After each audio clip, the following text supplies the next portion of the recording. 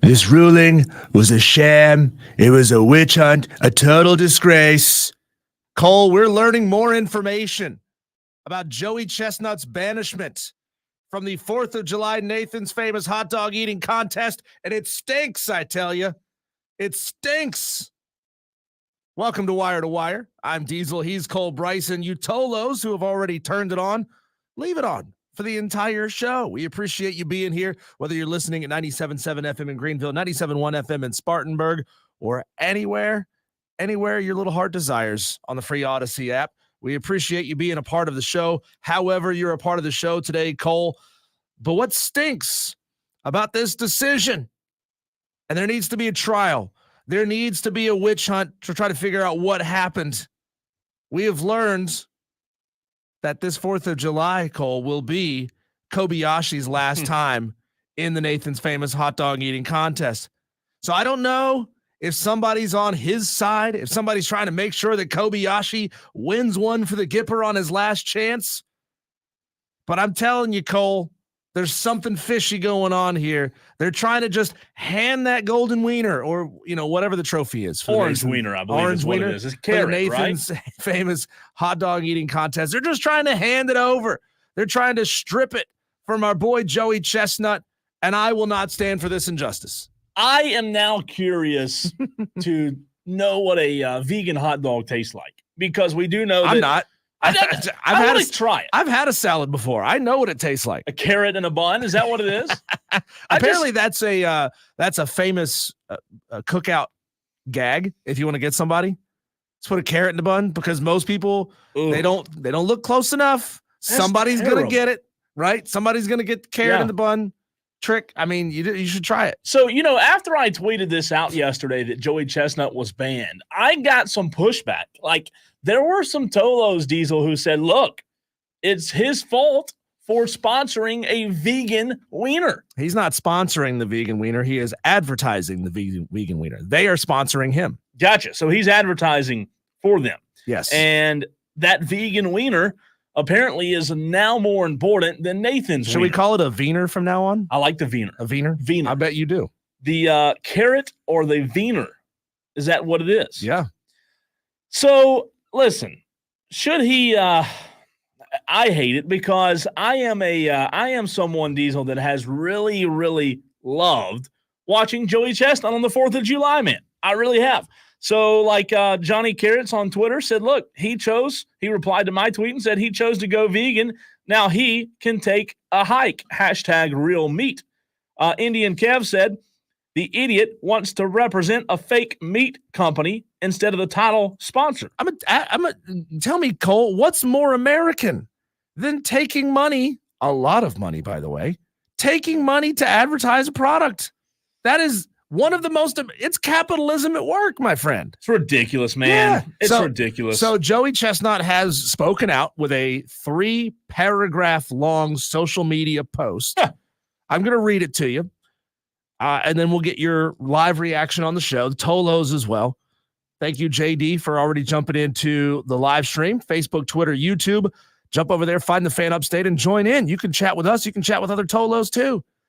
Okay, so this is from Joey Chestnut. This is his 3-post reaction to being banned from the Nathan's famous hot dog eating contest. Quote, I was gutted to learn from the media that after 19 years, I'm banned from the Nathan's July 4th hot dog eating contest. I love competing in that event. I love celebrating America with my fans all over this great country, and I have been training to defend my title. To set the record straight, I do not have a contract with Major League Eating or Nathan's, and they are looking to change the rules from past years as it relates to other partners that I can work with. This is apparently the basis on which I'm being banned, and it doesn't impact the 4th of July event. Sadly, this is the decision Nathan's and MLE are making, and it will deprive the great fans of the holiday's usual joy and entertainment. To my fans, I love you and appreciate you. Rest assured, you'll see me eat again. Stay hungry, Joey Chestnut. So I have heard that Netflix is getting in on the deal. Netflix is going to pick up Joey Chestnut. I'll put the system on trial. That's right. And I want to know from you, the Tolo, 71307. Start your text with the word fan. Who's in the wrong here on this one? Because Joey Chestnut said in the tweet he was not under contract with Major League Eating. He did, as we talked about just a second ago, he is advertising for a vegan hot dog brand. So is Joey in the wrong, or is ML Eating and Nathan's in the wrong? I think that there should have been conversation. Like, I'm not saying just go ahead and ban them and be done with it. But, sometimes when you mess up, sometimes grace is shown. No grace here. Ban Joey. Ban the hot dog eating contest, right? So I want to know, did Joey Chestnut, again, a fine American who has competed his ass off for this country and has defeated Kobayashi, a Japanese eater, many times, just building up, racking up wins in that title, between us and Japan.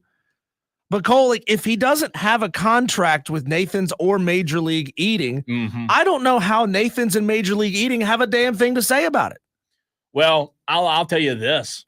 Watch the ratings. I mean that. Joey Chestnut is the hot dog eating contest. So here's what I think, Cole. I think all of this is just a ruse. You think so? Now, I'm not typically a conspiracy theorist. We know that you're the flat earther on this show. Not true. I believed. It took me a long time to change my stance on the Will Smith slap of Chris Rock. I thought all of that was just to build ratings, right? For a television show and a broadcast that had been falling in the ratings over the past couple of years. And I thought, hey, they know that this is going to go viral instantly. As soon as this happens, it's going to be all over the internet and people are going to tune in to find out what happened. I mean, they didn't maybe watch that part of it, but they did. They may tune in after the fact. Yeah. So maybe this is just my conspiracy brain going up, little antenna. I think, Cole, that the Wiener King or Czar, or I don't know what the head of Major League Eating is called. I think he will. Wiener King. Wiener King? Yeah. I think he will emerge from his ivory tower moments before the event on July 3rd, maybe early morning, July 4th. And he will pardon Joey Chestnut. He will let him back into the competition, and we will get the showdown we deserve. I don't think you can do that, though, because, it takes months of preparation. He just said he's been prepping. You think he'd be ready, though? Do you think Joey Chestnut just stops eating? No, I think he stops training. There's a difference between eating and training. He said here in his quote that he has been training for this event. Well, I'm just saying, what if he stops now? Do you think he will? No. So you think he'll keep training and just hope that they unban him? I think so. That would be the smart thing. You know what he should do? Ugh. He should show up anyways. What's more American than him showing up, walking up there, putting his own cooler of hot dogs down, and doing it anyway? You remember a couple of years ago when there was a protest or some protester was protesting something while he was eating the hot dogs, he knocked the protester out. You remember that? Yeah.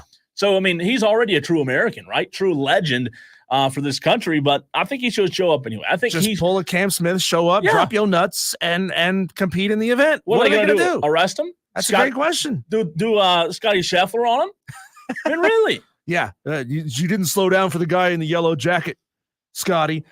Joey is a 16-time champion of this event, Cole. Yeah. I do think Joey Chestnut, who is a fine American, will find a way to get back into this thing. But if Nathan's doesn't allow him back in, shame on them.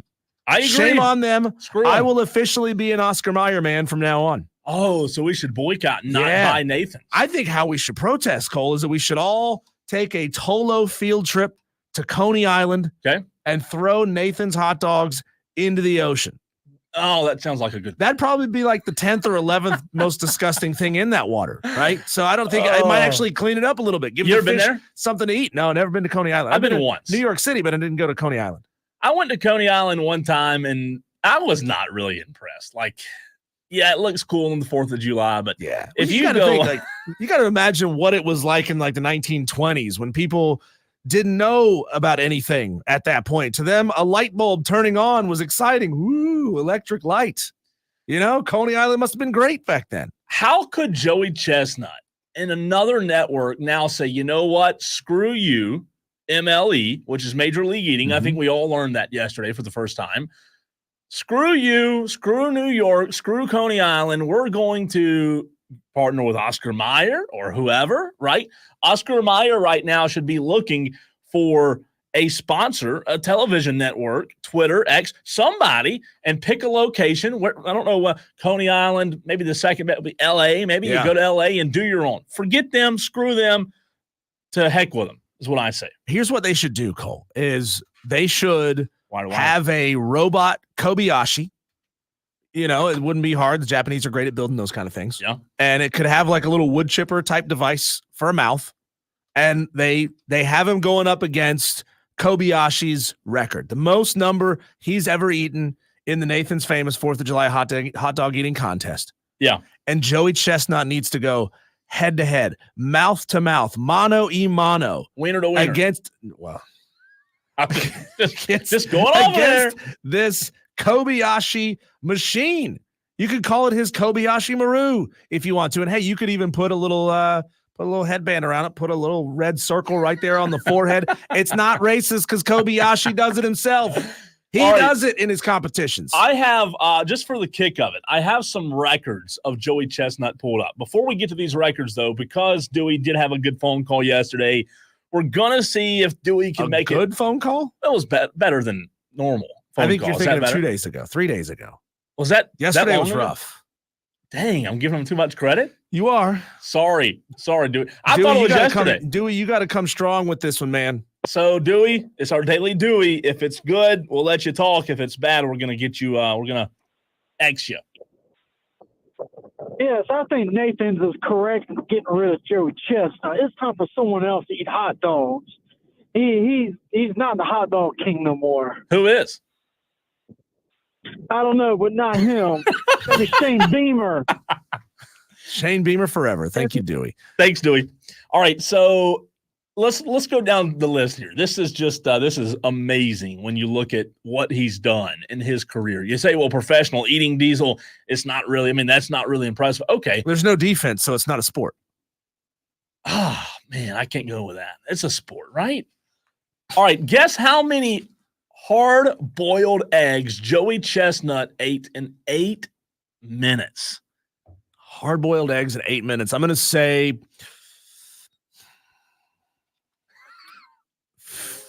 53. 141. What? God. Yes. I don't know if Joey Chestnut is married or not, but I would not want to ride with him on the way home in the car. You think he goes home? I just feel like he'd pass out somewhere. He also ate 53 soft tacos from Taco Bell in 9 minutes. You had me at the soft tacos. You lost me at the Taco Bell. Okay, pretend like you didn't hear Taco Bell. 53 soft tacos in 9 minutes. That's unreal. Hot dogs was 76 and 10. God almighty. That is a lot of that was 2021. I don't know, Cole. I don't know that I've eaten 76 hot dogs in the last decade. Have you eaten, honestly, have you eaten 76 hot dogs in your life, you think? Let's see, 76 hot dogs. I'd have to be eating 8 dogs a year. I think do you eat 8 a year? I don't know that I don't think I do. I don't think I do. I probably eat like 5 hot dogs a year. I was thinking the same thing, right? You don't eat them a lot. You eat them at 4th of July. Yeah. You always go to like a Super Bowl party or something like that, and they've got hot dogs there, so you may have one. You go to a Memorial Day cookout or a Labor Day cookout or something like that. You have a dog there. But Cole, I'm not sure that I've had 8 dogs this last decade in my 30s. Think 2024. I don't know. Or 76 in the last decade, I should say. I don't know in 2024. I'm honestly right now trying to think really hard about this. In 2024, if I've even eaten I guess I've maybe eaten 2 in 2024. Did we eat hot dogs at No, that was the Masters thing. No, I honestly don't know. I honestly don't know if I've eaten that many. So for him to have eaten 76 in 10 minutes. Jeez. And you got to think he's got to do all the training too, right? Like You go That's to true. watch a round of golf, like a golf tournament. They play 2 or 3 training rounds before going out and playing golf. So they're playing like 7 rounds of golf, not just 4. So Joey Chestnut is doing this probably. I would love to know his training regimen. Like, does he have to do training 3 days a week leading up to this? God, you would Once think a it's got to week be leading like up at to least this? twice a week, right? All So right, this dude is eating potentially, Cole, hundreds. 200 wieners a week. Correct. No, it's got to be. Seriously, 200 think about it. weenies a week. All right, chicken wings. In 30 minutes. Now, it does not say boneless or traditional. I would assume traditional. Yeah. Because those are just chicken nuggets. That's right. If they're boneless, and I'm not a boneless chicken wing hater. Okay. I'm not. I like boneless chicken wings, but let's be real. It's just a chicken tender cut up into pieces. Yeah, it is. It's a nugget in a nugget In form. 30 minutes, I'm going to say that he ate. Yeah, you might as well just cut it into dinosaur shapes if you're gonna go that far. I'm going to say in 30 minutes he ate like 200. 182. Wow. So yeah, right there at it. That's 182 chicken wings in 30 minutes, Joey Chestnut. That is unbelievable. What is a meat pie? Do you know? That's exactly what it sounds like. It's a meat pie. See, I don't think Maybe I've, like a chicken pot pie. okay. Maybe with beef in it instead of chicken. I've never heard of that. I mean, maybe I have. Euros, cheesesteaks, funnel cakes. All right. Funnel cakes in 10 minutes. Joey Chestnut, Diesel. I'm just highlighting a few really impressive ones. 30 funnel cakes. It doesn't say the number. It says the poundage. Oh, my God. 5.9 pounds Oh, of funnel cake in 10 minutes, God. which is fascinating, right? That churns the stomach. Yeah, I mean, 5 pounds. I mean, you've held like a 5-pound fish. Yeah. That's a lot of funnel cakes. That is a lot. All right, this one's disgusting. Twinkies. By the way, who eats Twinkies anymore anyways, right? Those are disgusting. Do you like those? I do like Twinkies, See, but I don't I haven't bought Twinkies in easily 15 years. In 6 minutes, which is not long at all, 121. Oh my God. Like, how is Imagine this man being still that guy's alive, doctor. Jesus? You could retire off of one client. You probably could, but I bet he doesn't have one, right? There's no way, like, this guy's health, it can't be good, can it? I mean, you got to think, do they go and throw it up? They got to go throw it up, right?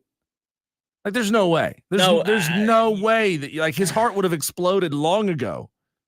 But I guess that's what makes him an athlete, right? But, like, I don't understand. Like, there's a difference between being an athlete and having freaking heart trouble. I don't understand how he hasn't had any heart issues. Or what else happens when you eat too much? I mean, diabetes. Is he at risk for diabetes? Well, maybe with the Twinkies and with the funnel cakes and all the sweets. I know that he's done ice cream as well. God, I couldn't done ice cream sandwiches. I'm glad you said that. 6 freaking minutes. Joey Chestnut, ice cream sandwiches. 25 and a half. Do you think he's got like a punch card with heart transplants? Like where he pays for 7, he gets the 8th one free? You know what's crazy? Like when I eat ice cream, I don't know if this is just a me thing, but you know how like if you bite into it the wrong way, it just makes your entire mouth just like freezing cold, your teeth, you get brain. How does he eat 25 and a half ice cream sandwiches in 6 minutes and not have some kind of like brain for that's unbelievable. This dude is like, I'd say Joey Chestnut's more impressive than Tom Brady, Michael Jordan. I mean, yeah, they played a sport. Like anybody can play a sport. This is stupid. 121 Twinkies in 6 minutes. Pepperoni roll. What is a pepperoni roll? Is that like a it's like kind of like a calzone. Oh, gotcha. 36 of those in 9 minutes. That's pretty impressive. Fish tacos, 30 tacos in 5 minutes of fish. Oh, I love fish tacos. I do too, but 30 of them? Jeez, this dude's unbelievable. So anyways, look, those are some records. He is the man. Like he's the man, and the fact that they have banned him, it's a shame. It's just not American, and I think everybody should boycott watching. I'm not watching. No, not watching. No. I'll go watch fireworks or something. You know, by protest, Cole. Let's just go get a pack of hot dogs. Nathan's Famous. Drop them right in the trash. I agree. They're probably like, fine, do it. You already paid us. We don't care. That's true. Yeah, if you've got it, you paid for it. Well, continue to get your thoughts in on Joey. It's a sad day. It's a sad week for me. I love Joey Chestnut. He's the GOAT. He's disgrace. He is. It's a disgrace. Total man. witch hunt. It really is. Coming up next, though, we asked the question, And I referenced this article by Michelle Smith. It's a really good article. Are we ruining Caitlin Clark? What do I mean by that? I'll tell you next.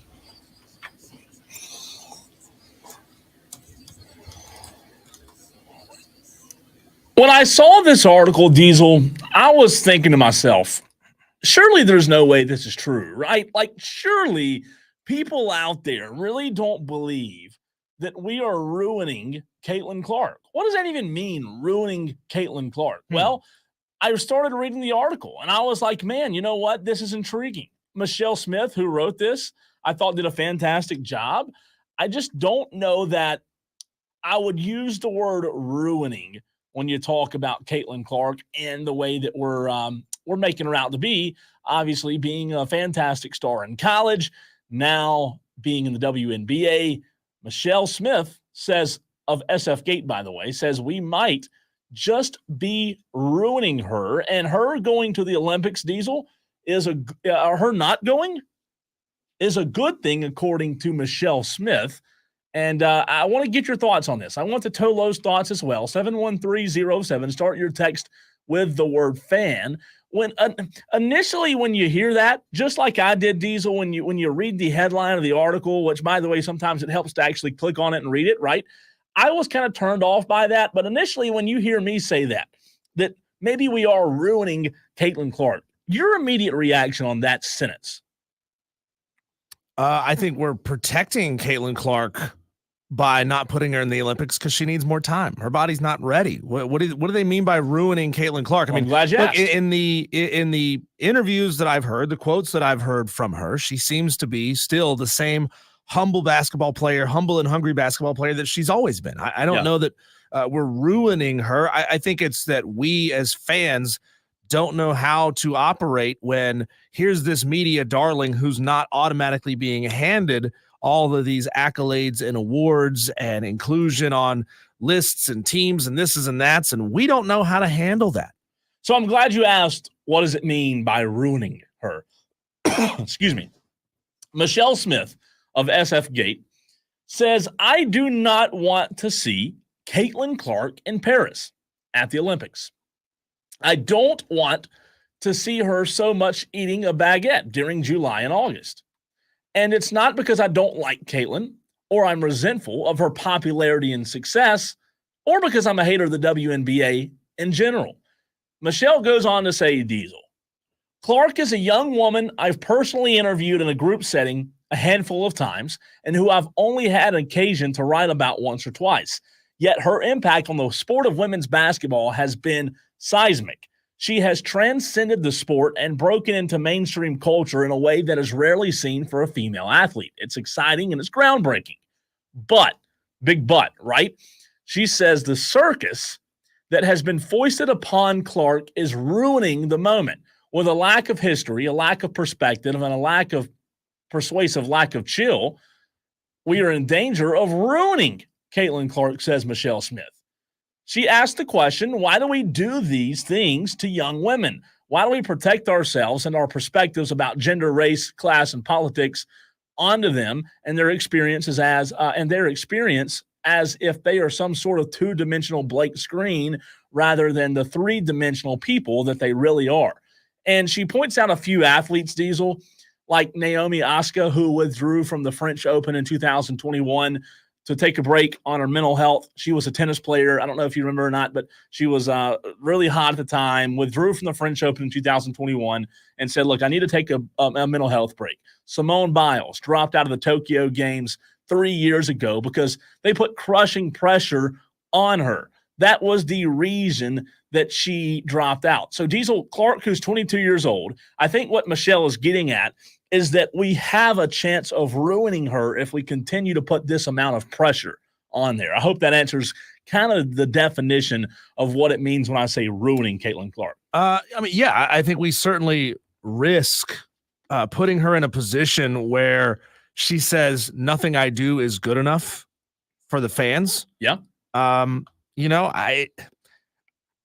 don't think that there's anybody who can completely block out all of that pressure, all of those expectations. We have certainly heaped a ton of expectation. And look, on its surface, it's a good thing that the league is getting all this additional attention because of Caitlin Clark, because people will pay attention to Caitlin Clark and then they will learn how good other players are just by paying attention to it. I mean, you have to, right? It's by proximity. You're going to learn that, oh, here's this player on her team that's really good. Here's this player that she's playing against who is really good.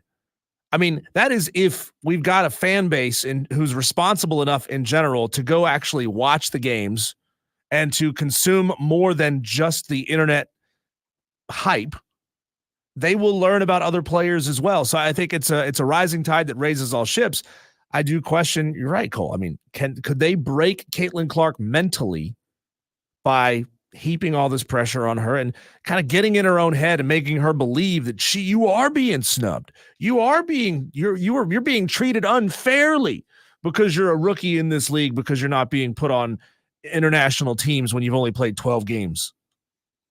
So here's a statistic that really puts into perspective what the game has done in the last, or where the game has gone, rather, in the last few years, Diesel.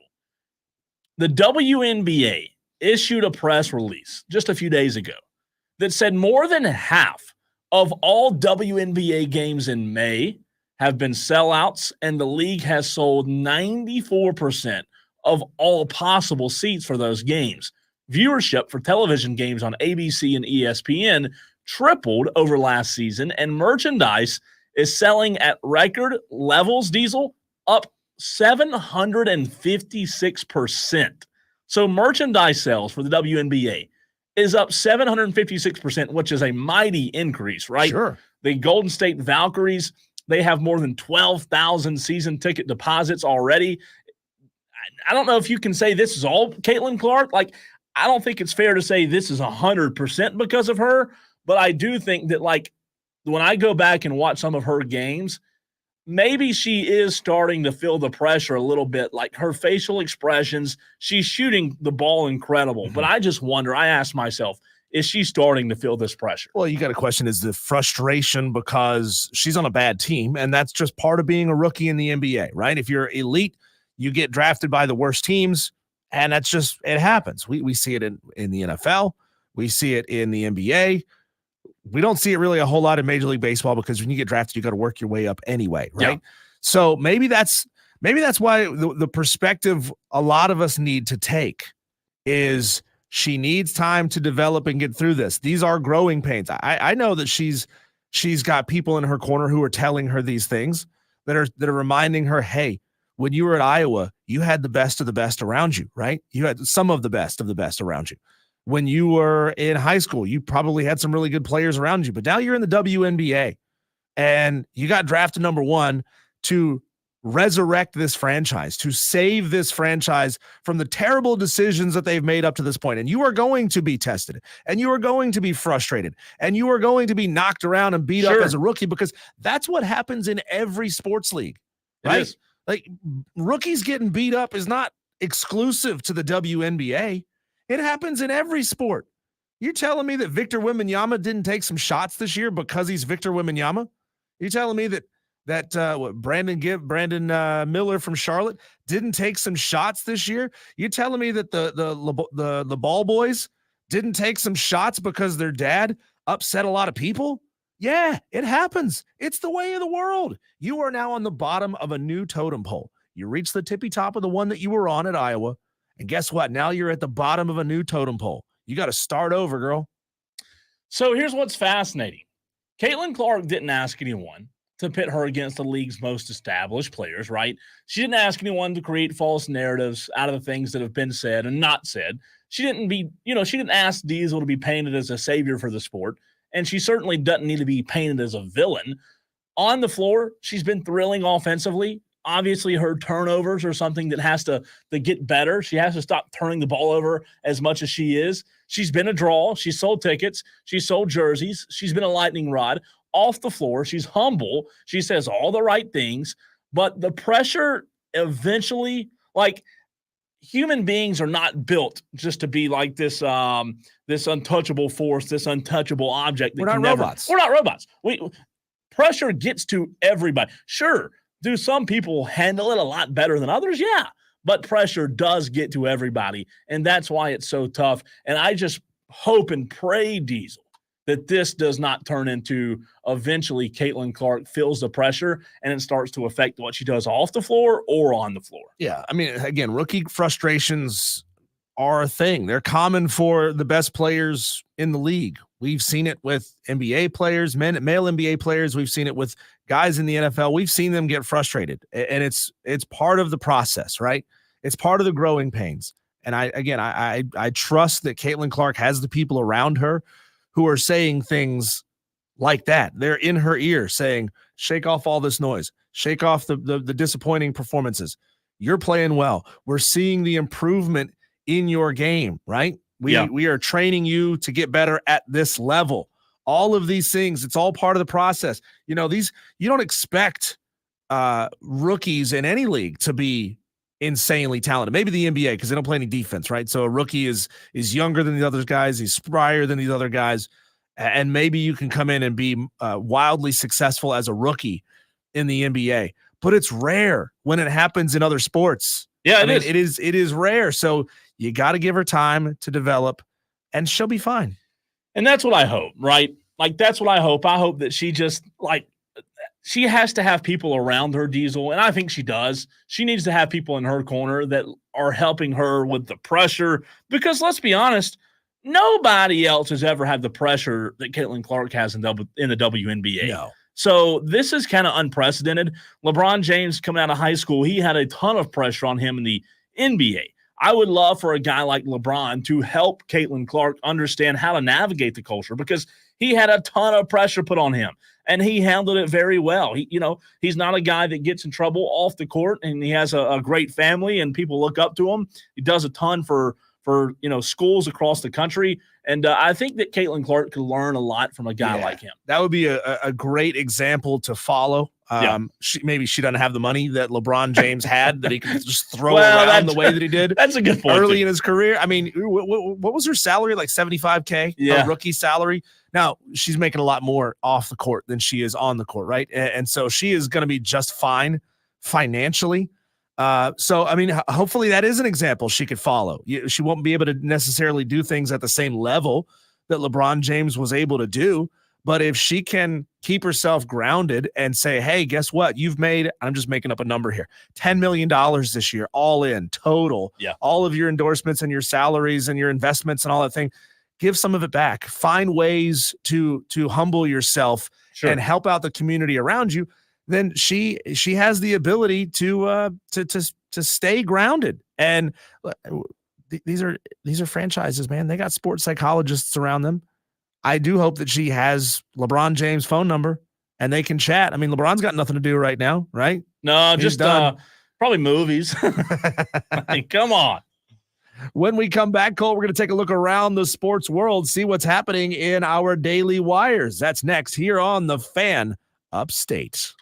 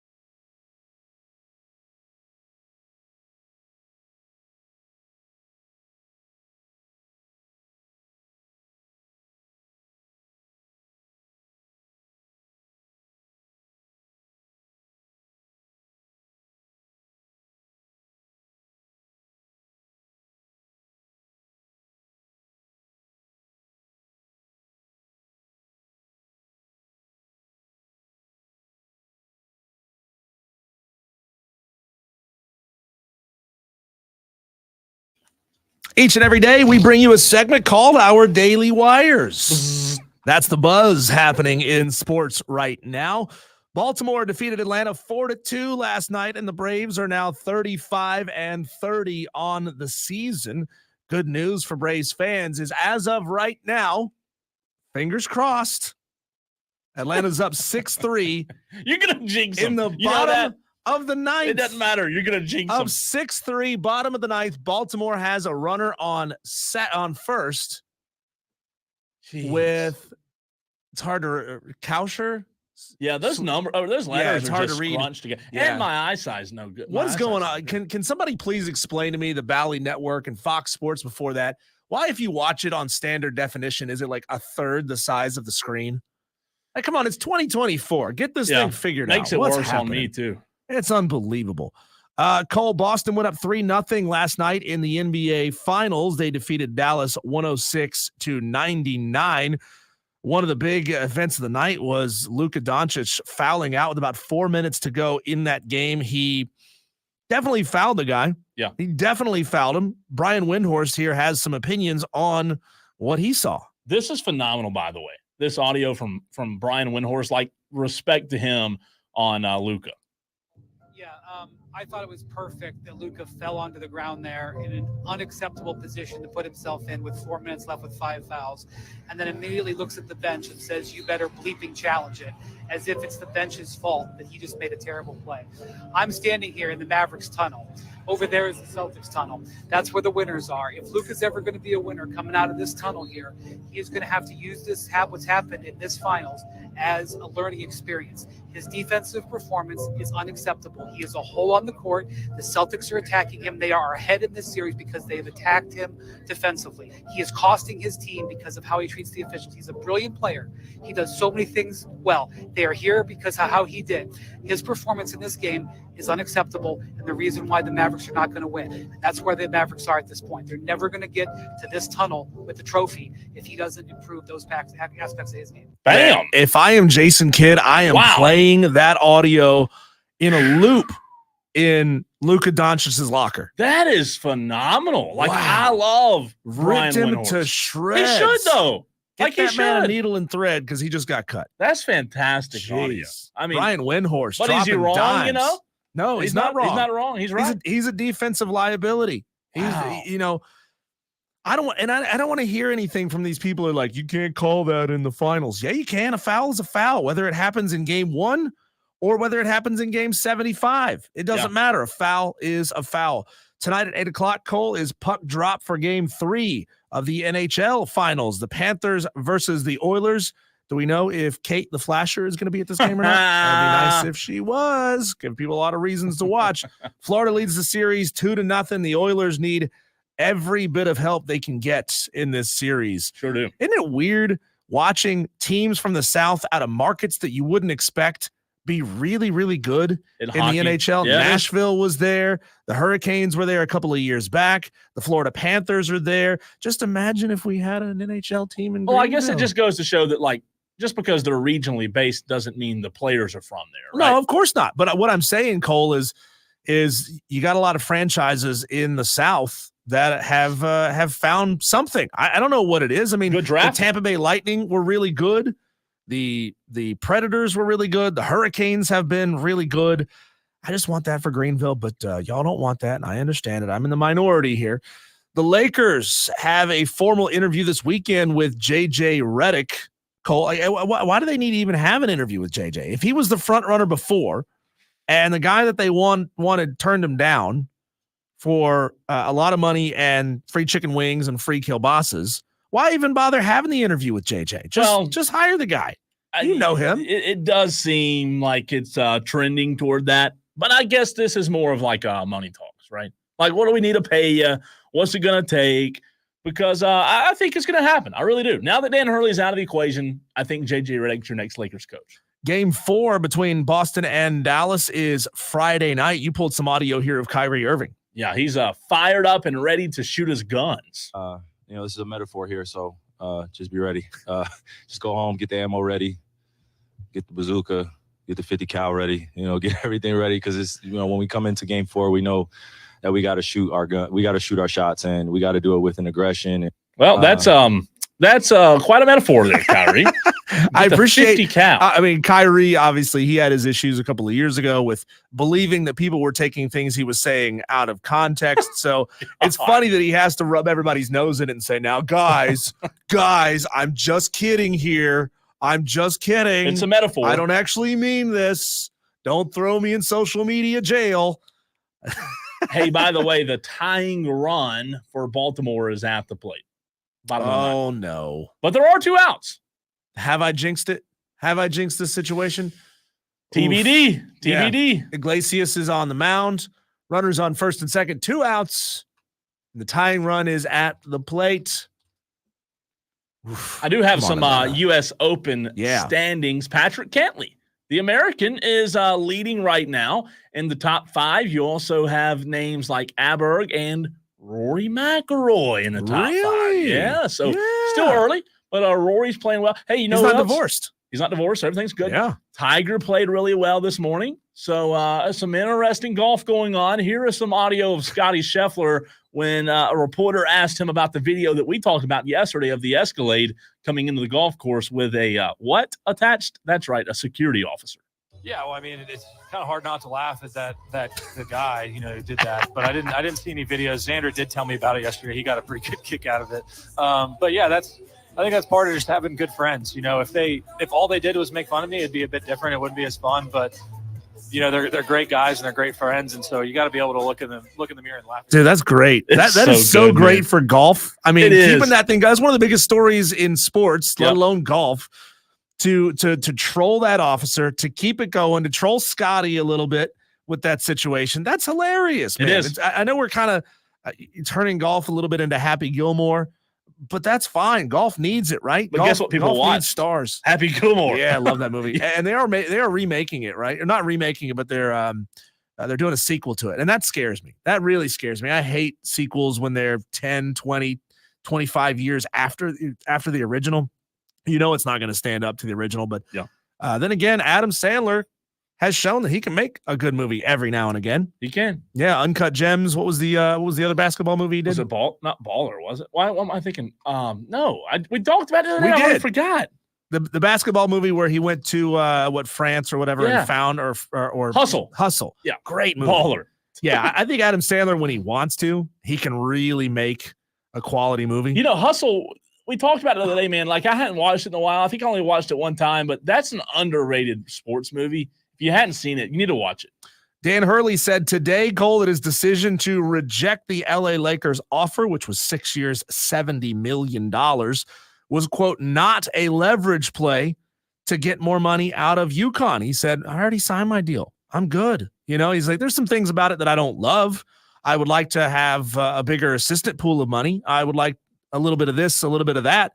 But he goes, man, I'm not trying to leverage more money out of UConn. He said, quote, the idea that this was some conspiracy to get me a sweeter deal at UConn is just lazy.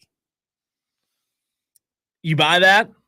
Yeah, I do. I think I do. I keyword. And I'm proud of Dan for putting that out into the world, Yeah. Lastly, Cole, here, the NFL has ruled that the Falcons did in fact have improper contact with Kirk Cousins, Darnell Mooney, and Charlie Werner ahead of this past NFL league season.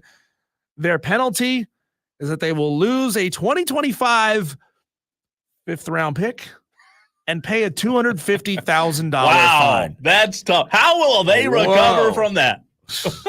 Dear we God, will rebuild stronger. NFL really, that's your response to roster tampering 3 times? Is a fifth-round pick next year boy. And a $250,000 fine. They will rebuild. Don't you worry. The devastation. All right, I've got it pulled up. We are 2 minutes away from the live South Carolina Baseball News Conference where we will hear from Paul Maneri. For the first time, you will hear it live on Wire to Wire.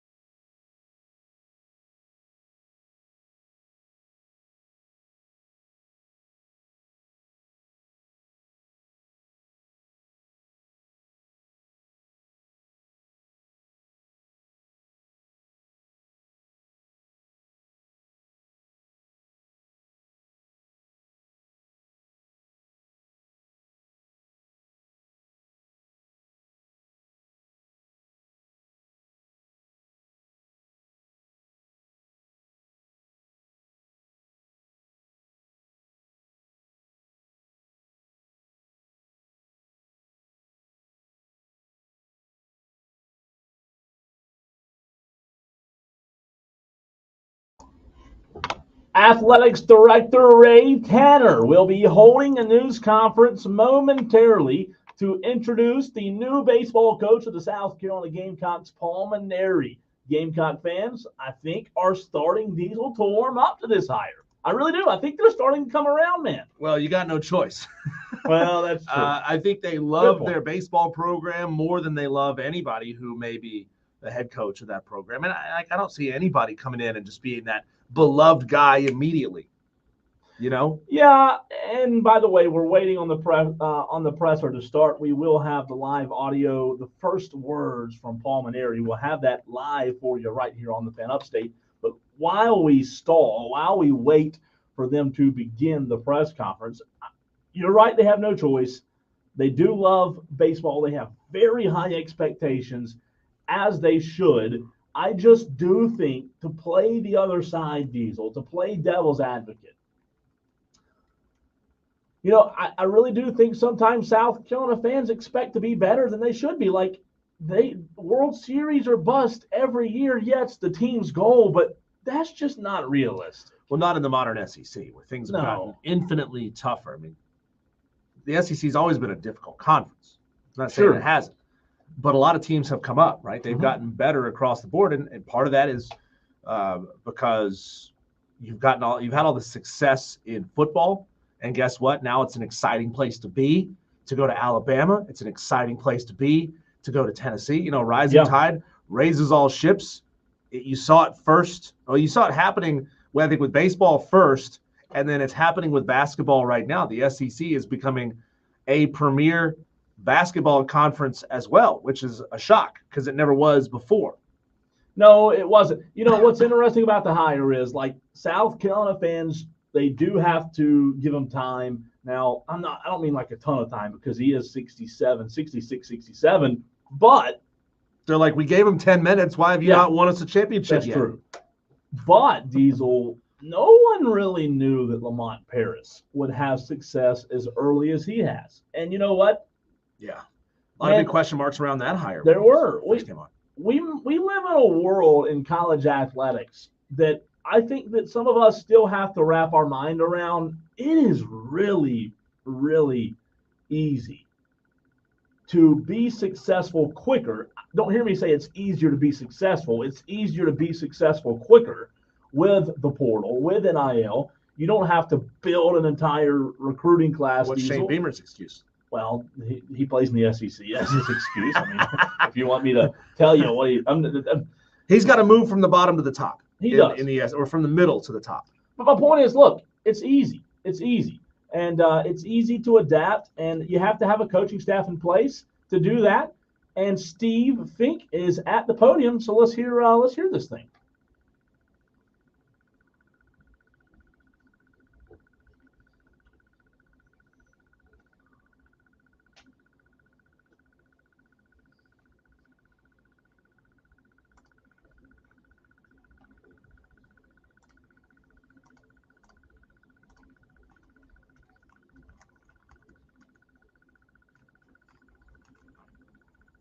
So we're going to hear from Ray Tanner first. Steve Fink right now, the SID, is pretty much just letting everyone know who is there, what will take place, how it'll be. Remember, they did have, this might be their third press conference. I know they have golf hire, softball yesterday. Third in 2 days, third in 3 days. With Ashley Chastain, who was named the new softball coach. And we don't hear from him much, but here's Ray Tanner.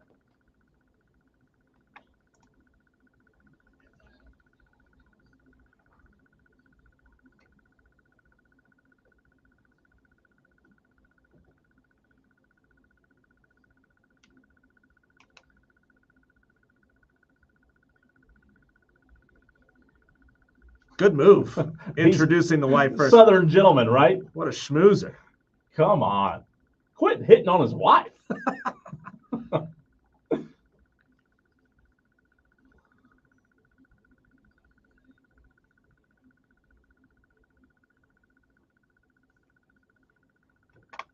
Wow.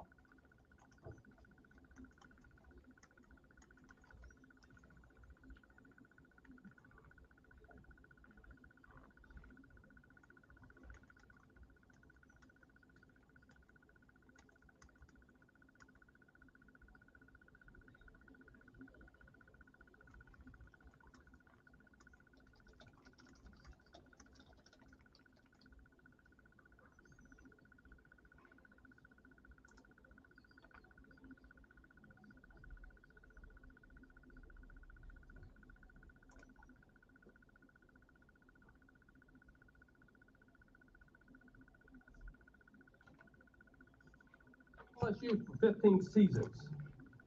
11 of the 14 full seasons, remember we had. He won 11 of 14 years. He won at least one championship. That would be either the regular season, the tournament championship, a regional championship, a super regional championship, or a College World Series national championship. His players have earned first-team All-American recognition on 13 occasions, and he has 25 former players that have been in the big leagues. His coaching stints have been at St. Thomas University, Air Force, Notre Dame, and as I mentioned, LSU. He's won 70% of all the games that he's coached. That's the fourth highest winning percentage in SEC history, trailing only the legendary Skip Bertman, the young Tony Vitello from Tennessee, and another guy that you've forgotten already. You know, I'm going to talk about himself there. Yeah, probably so. I'm going to pull his audio for a second while he continues to give the resume before he brings up Paul Diesel. A couple of things real quick that stick out from what Ray Tanner has said already. I think that Ray Tanner feels like he made the home run hire because you heard what he said. Like a Cheshire cat. And he said there's nobody active in college baseball that has more wins than Paul Mainieri. And to Ray Tanner, I really do feel like that's a big deal, right? He's a baseball guy. I think Ray Tanner feels like we've gotten the guy. He was. Yeah. It's a fascinating hire, man. If Paul Mainieri is 60 years old, not 66 years old, I'm saying to myself, this is the best possible hire we could have made. Sure. Regardless, he is an amazing hire. Yeah. I think at 66, he'll be 67 before he coaches his first game in South Carolina. I think at 67 years old, he's going to be very good. Yeah. For a very short period of time. And hey, maybe Ray Tanner is looking at this like, man, I just hit a home run on a coach who can right this ship and get us back in the right direction. You know, maybe you look at it as a ground rule double. It's over the wall. But it's not quite a home run. And you know what? South Carolina fans, Diesel, I believe they should hope.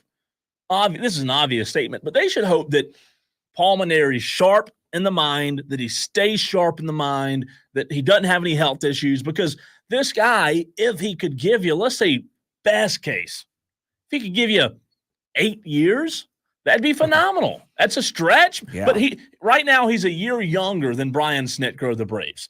Brian Snitker seems to have it still. You know, Snitker looks older than Paul Mainieri, but they're close to the same age. A lot more stress in his life. A lot more. Lou Holtz was old. Steve Spurrier was getting there, right? I believe Spurrier was 60 when South Carolina. I think that's right. Yeah, but you can mention all those guys, and I can just say Joe Paterno, a guy that, you know, wasn't there anymore. Yeah. And I'm not saying that's Paul Mainieri. I'm just saying, you know, cognitive decline happens quickly at that age. It does. It does. And you know, look at our political landscape. there's cognitive decline all over. There is. It's a good point. I hope it doesn't happen. I want to see. I really, really want to see Paul Mainieri and Monty Lee and staff get this baseball program to where it needs to be. Because Diesel, can you imagine how much fun it would be to have, number one, us do radio while this is happening, but number two, Carolina and Clemson both for the first time, I think, since 2011, back in Omaha. I mean, both teams, that'd be fantastic. I'm just giddy at the prospect. Yeah, I am too. That'd be fantastic. And Clemson's we'll go do got Jello their shots with Chris Phillips. Yeah, he would be there, no doubt. There's no doubt. We'll have to work that out. So Ray Tanner, you know, even though, like, it's funny, I was talking to somebody last night at dinner, Diesel, who's a pretty big South Carolina fan. And he was talking about Ray Tanner, and there's a lot of frustrations right now with South Carolina fans and Ray Tanner. But I do believe we're fixing to have Paul Mainieri at the podium. They're holding the jersey. Oh, that's a pretty cool scene. I'll have to screenshot that. But Ray and Paul are holding a South Carolina jersey that says Paul Mainieri, or Mainieri on the back. Number 10. That's awesome. So now we will hear from Paul Maneri for the very first time as South Carolina's baseball coach. Well, let me make one quick correction to that introduction. All those wins that he was talking about, I didn't win any of them. The players won them all. Let's make sure that we understand that very clearly. Yeah, a week ago, I couldn't have imagined standing here at this podium and talking to you all about coaching the Carolina Gamecocks. But we never know what life will throw you. And Ray has been a friend for a lot of years. And when he called me, of course, we had a nice conversation. And he's still got the recruiting ability, I can promise you.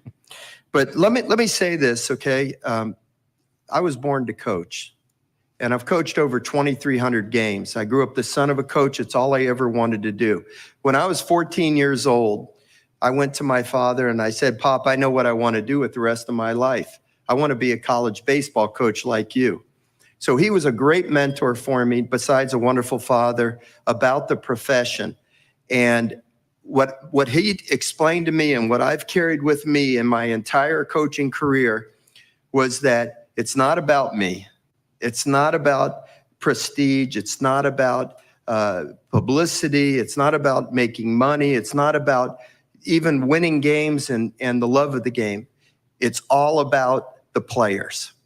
They don't create baseball programs so that I can have a place to work or Ray Tanner can have a place to work. They have them on college campuses so that gifted baseball players will have a place to develop their talents to their fullest potential and learn lessons that will later on go into that they will later on use in their lives so that they can become successful husbands, fathers, and in whatever career fields in which they choose to partake. So this has been my vision about what my profession is about. It's always about the development of the young person. Now, if we do a good enough job recruiting talent and we coach them the right way on the field and we have that attitude about helping them develop, I just feel that the winning will take care of itself. And make no mistake about it, I like to win, and I make no apologies for that. In fact, I really hate to lose more than I like to win. But we'll always do it within the rules. We'll always do it with good sportsmanship. This is something I will demand from our players. And we will always do it with our players presenting themselves and conducting themselves in a way that will make the University of South Carolina very proud. I can promise you that. This is an exciting time for me. And, being in the Midlands is a lot better than being upstate. I know that. And I'm looking forward to being here with everybody. I myself would like to thank Thad Westbrook from the Board of Trustees, how he got involved and made this all happen, not only for me, but for our entire staff. And of course, President Emeritus, who I'm looking forward to meet in the future. But make no mistake about it, the reason that I came here is because of Ray Tanner. And I mean this very sincerely. What an awesome opportunity for a college baseball coach to have as his boss a good friend, one of the greatest coaches in the history of the game, and a tremendous administrator.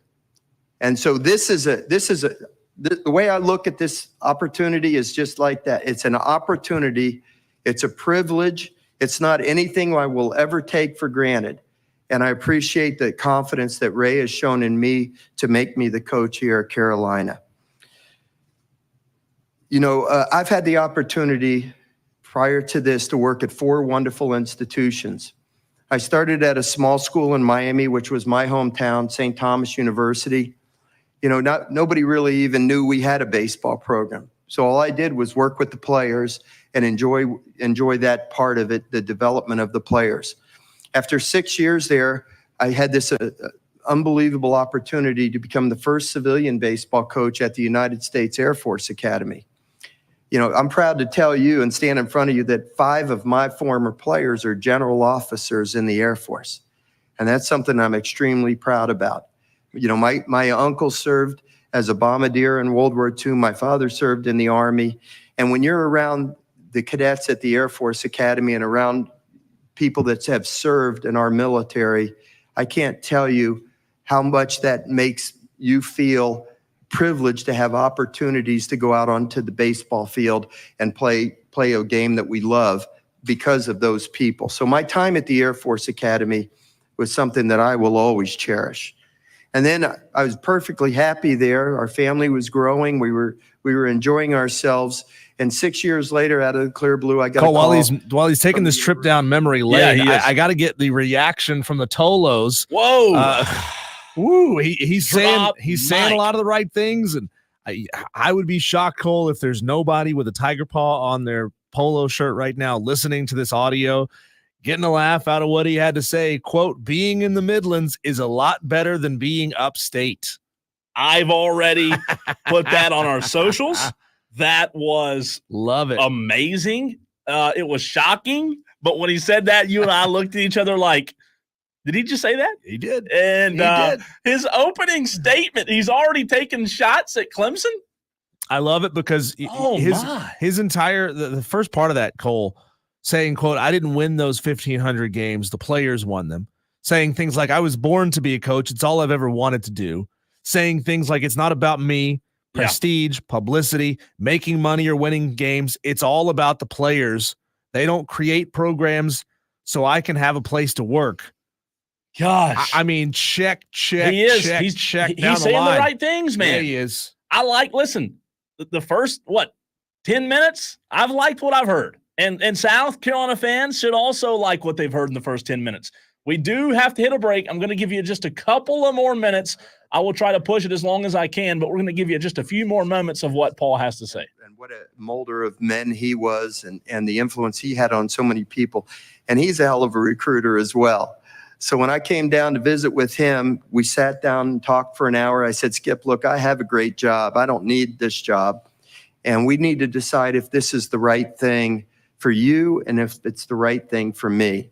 Well, we talked all day, and I slept on it that night, and I took the job. The next day, Karen and I talked about it the night before, and she asked me, what do you want to do? And I said, I think I want to take the job. And she said, why? And I said, because if I don't do it, I'm going to regret it for the rest of my life. And I don't want to go through the rest of my life regretting anything. I may crash and burn, but at least I'm going to take my swings. When these players are here, they're going to hear me say this an awful lot of times. In the biggest games of the year, the most pressure on you, you cannot be afraid to fail. You've got to believe in yourself, and you've got to go out there and make it happen. You need to attack. Well, I started thinking maybe I ought to listen to that advice that I gave my players through all those years, and I ought to take this jump of faith and let's go for it. Well, wow, really that's deep, man. He's saying the right things. I mean, that's a good quote. That's a good line. And Spur Daddy's gonna have to change his Instagram handle. He's gonna have to change his handle again. Maneri Daddy. Yeah, Maneri Daddy. Paul Daddy. What can it be? Paul is my Maneri man. Yeah. So, look, he's saying the right things. This press conference will probably go on for close to an hour, I would imagine, because a lot of Q&A. There will be questions, but we do want to go to Omaha in the very next segment. What do I mean by that? Well, we're going to be joined by Chris Phillips of SEC Unfiltered. He is in Omaha as we speak, covering the tournament this weekend with the 8 college baseball teams, and we'll get you the best coverage of any reporter in Omaha. Boots on the ground next.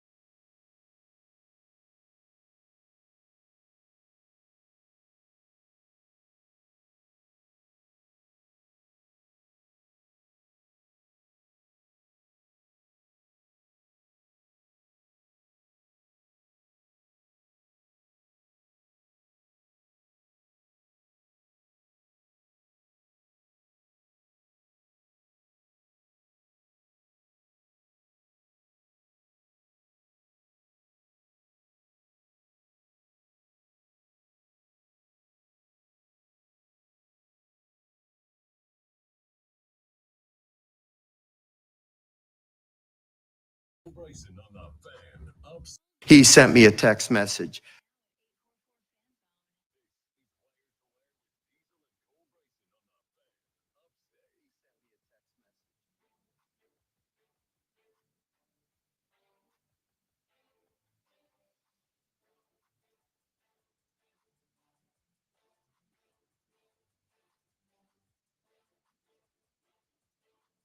Wire to Wire with Diesel and Cole Bryson, joined now by boots on the ground in Omaha for, well, at least the last hour and a half, 2 hours or so. Chris Phillips of SEC Unfiltered has made his way to Omaha, Nebraska.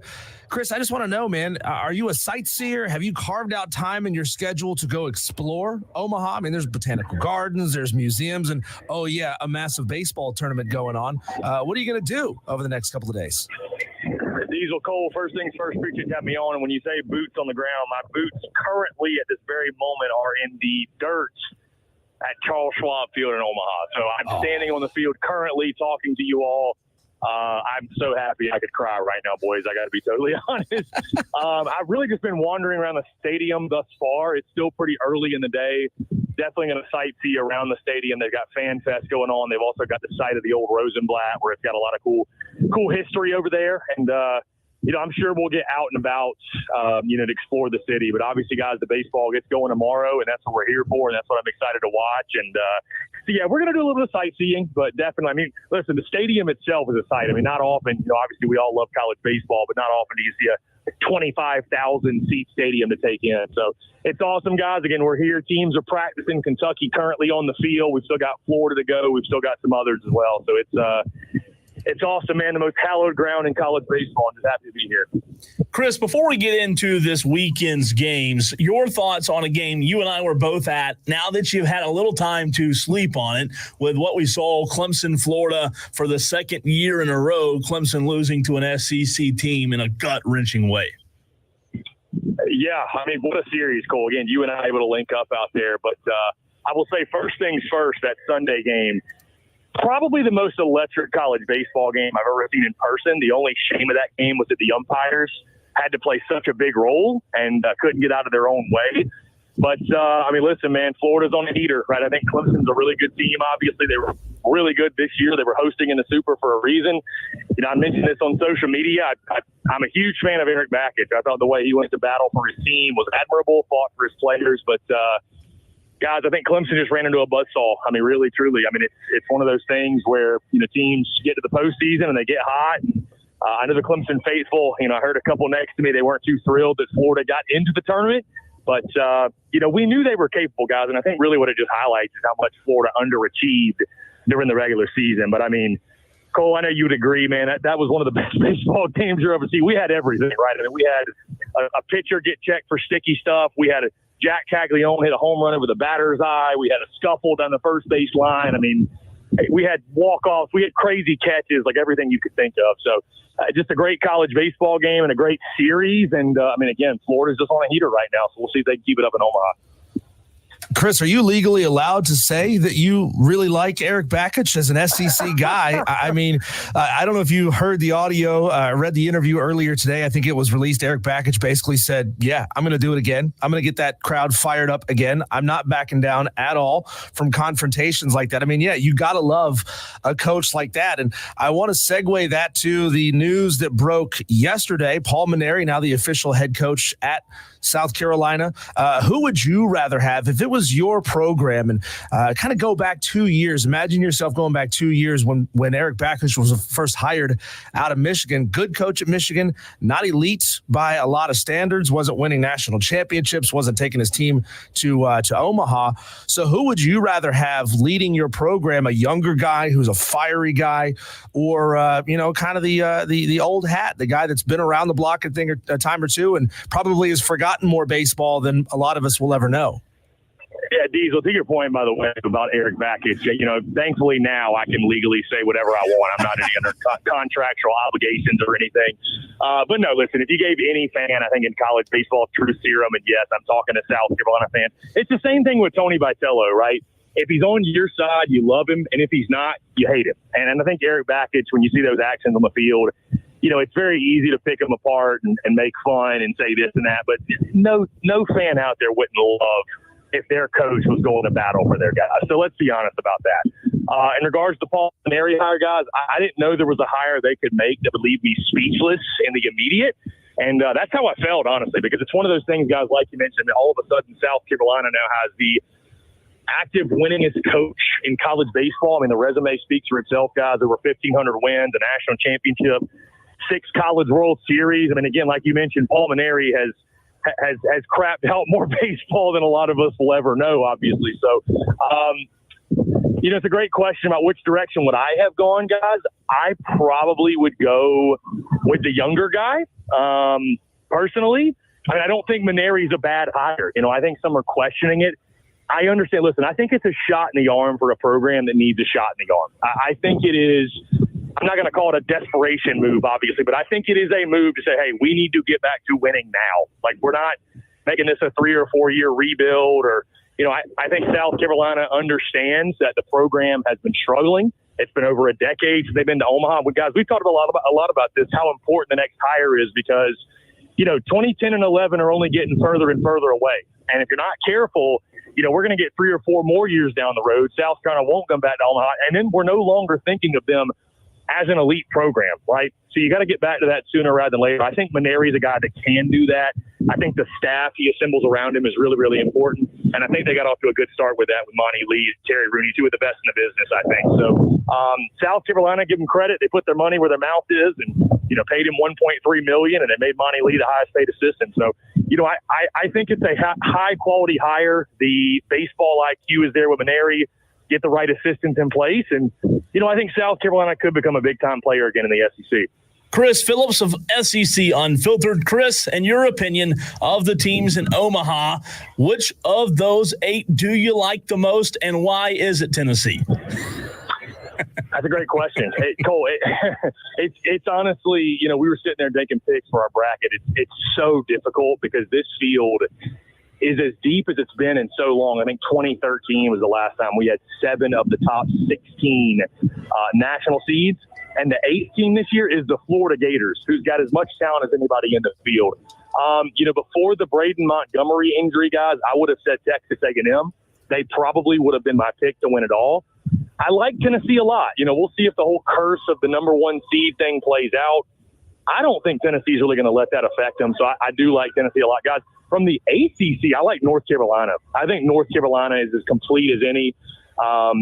Just top to bottom. They got one of the best players in college baseball in Vance Honeycutt. So I could see them at minimum being in the finals, and I think they will be actually. I think they'll take down Tennessee. It's hard, guys, to pick the number 1 overall seed when it hasn't happened in 25 years. It just is, So I'm going North Carolina in that top bracket.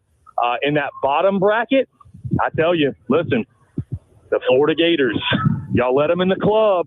And now they're on the table popping bottles, ordering tequila shots for everybody. I mean, they're going crazy. You should not have let them in the party is all I'm saying. So if Florida can beat Texas A&M Saturday night, guys, Kentucky, NC State are the other 2 in that bracket besides Texas A&M, who they play in the first game.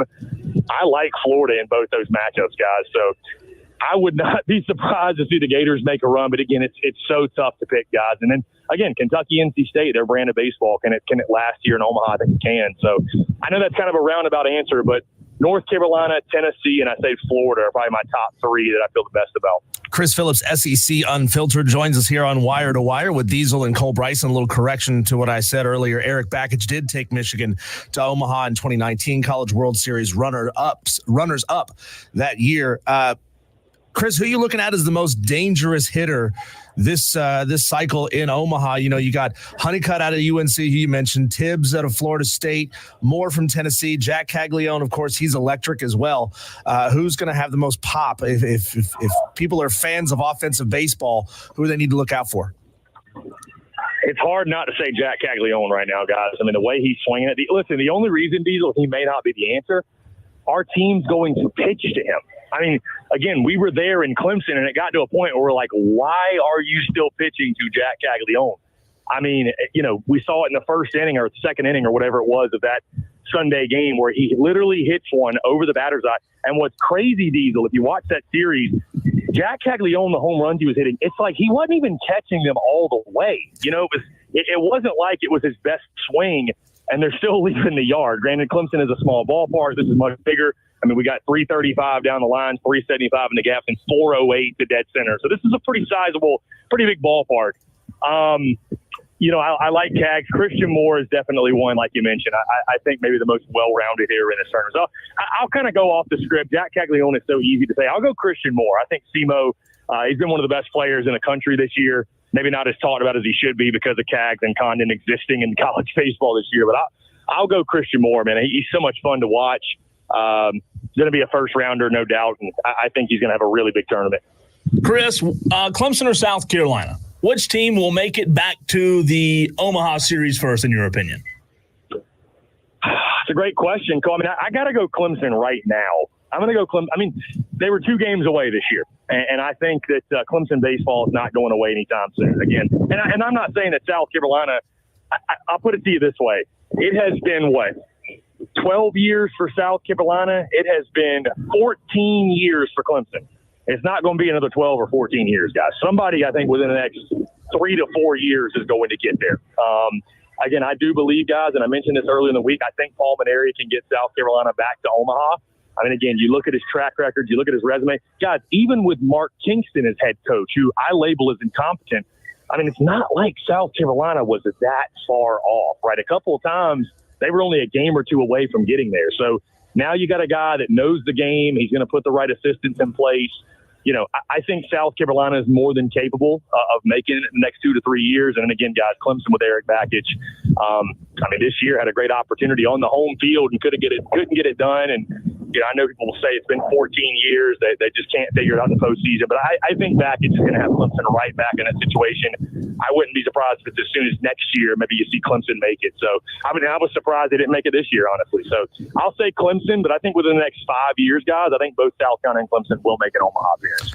Chris, you can't go to New Orleans without getting a beignet. You can't go to Omaha without getting a Jell-O shot at Rocco's. My question is, are you going to spread your Jell-O shot money out among the SEC teams and flavors, or are you going to stick to one? Diesel, that is the best question, I think, of this interview, and the best question. That's like the question of the weekend, I think, for myself, for SEC Unfiltered, because I was asking some other folks, do I buy one Jell-O shot and tell the folks, hey, just mark one next to all the SEC teams. I don't want to just show bias to one. Or buy 4 Jell-O shots to count for each team. You got to go with 4, man. I mean, come on. We're not going to try to cheat Rocco's here. Or 8. Yeah, you can't cheat the system, right? So, we're going to make sure the SEC is well represented. We're going to have some fun in the process. So, we're going to be loading up on some Jell-O shots. And like you said, you can't come to Omaha without getting the Drover steak. We're going to get some steak as well. So I'm going to make sure to see the sights and, really get the full Omaha experience. Chris, my last question for you. Of the 8 teams, if I told you this team, no good, they don't deserve to be there, they're going to get booted. Of the 8, if you had a power rank 1 through 8, which one of those 8 would you say, in your opinion, has the least chance to win it all? Oh, that's a good question because, again, the field is so loaded, Cole, and this little segment right here has got the potential to blow up my face, but that's never scared me off before. So the team that I feel least confident about, I will go with I'm going to go with NC State. They're standing right behind me, so I didn't want to say that too loud. But, no, I'm going to go the NC State Wolfpack. I know they've been able to scrap out games. I like Kentucky over them. I know actually in our show early in the week I picked NC State to win, but I'm changing my mind here on the air. I'm going to go with Kentucky to beat them. I think NC State goes 2-2. If I'm going to pick somebody to go 2-2, I think it is going to be NC State. Again, I think they're facing a really tough Kentucky team in that first game, and whether they get Texas A&M or Florida, it's going to be really, really difficult to stay alive. So I think NC State's path to 0-2, guys, I will say, they have the most clear path to 0-2, which isn't a path you want to have a clear path to for sure. Chris, help us out. What's the best place for our wire-to-wire Tolos to go to get your SEC Unfiltered coverage from Omaha?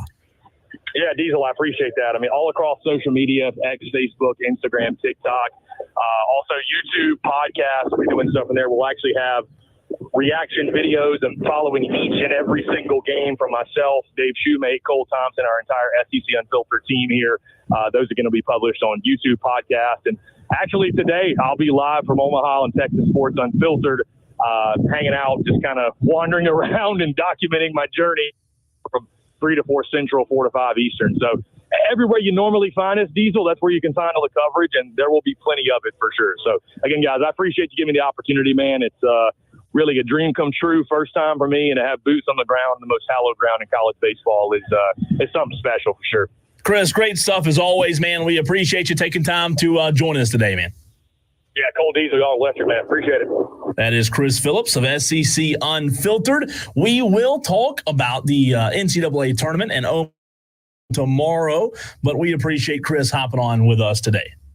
Man, I'm jealous. I don't know that I've ever been as jealous of anybody saying Was it the Jell-O shots? that, but it's the toes in the dirt, man. It's being on the field in Omaha, covering it. You can go as a fan, right? And you can sit in the stands, and that's great. But fans don't get to put their toes on the base paths, and that's just next level, man. And I'm happy for Chris that he's there. When we come back, Cole, we're going to react to the audio that we heard to start this 4 o'clock hour, the press conference with Paul Mainieri, new head coach at South Carolina for the baseball program. We're going to react to that on the other side right here on the Fan Upstate.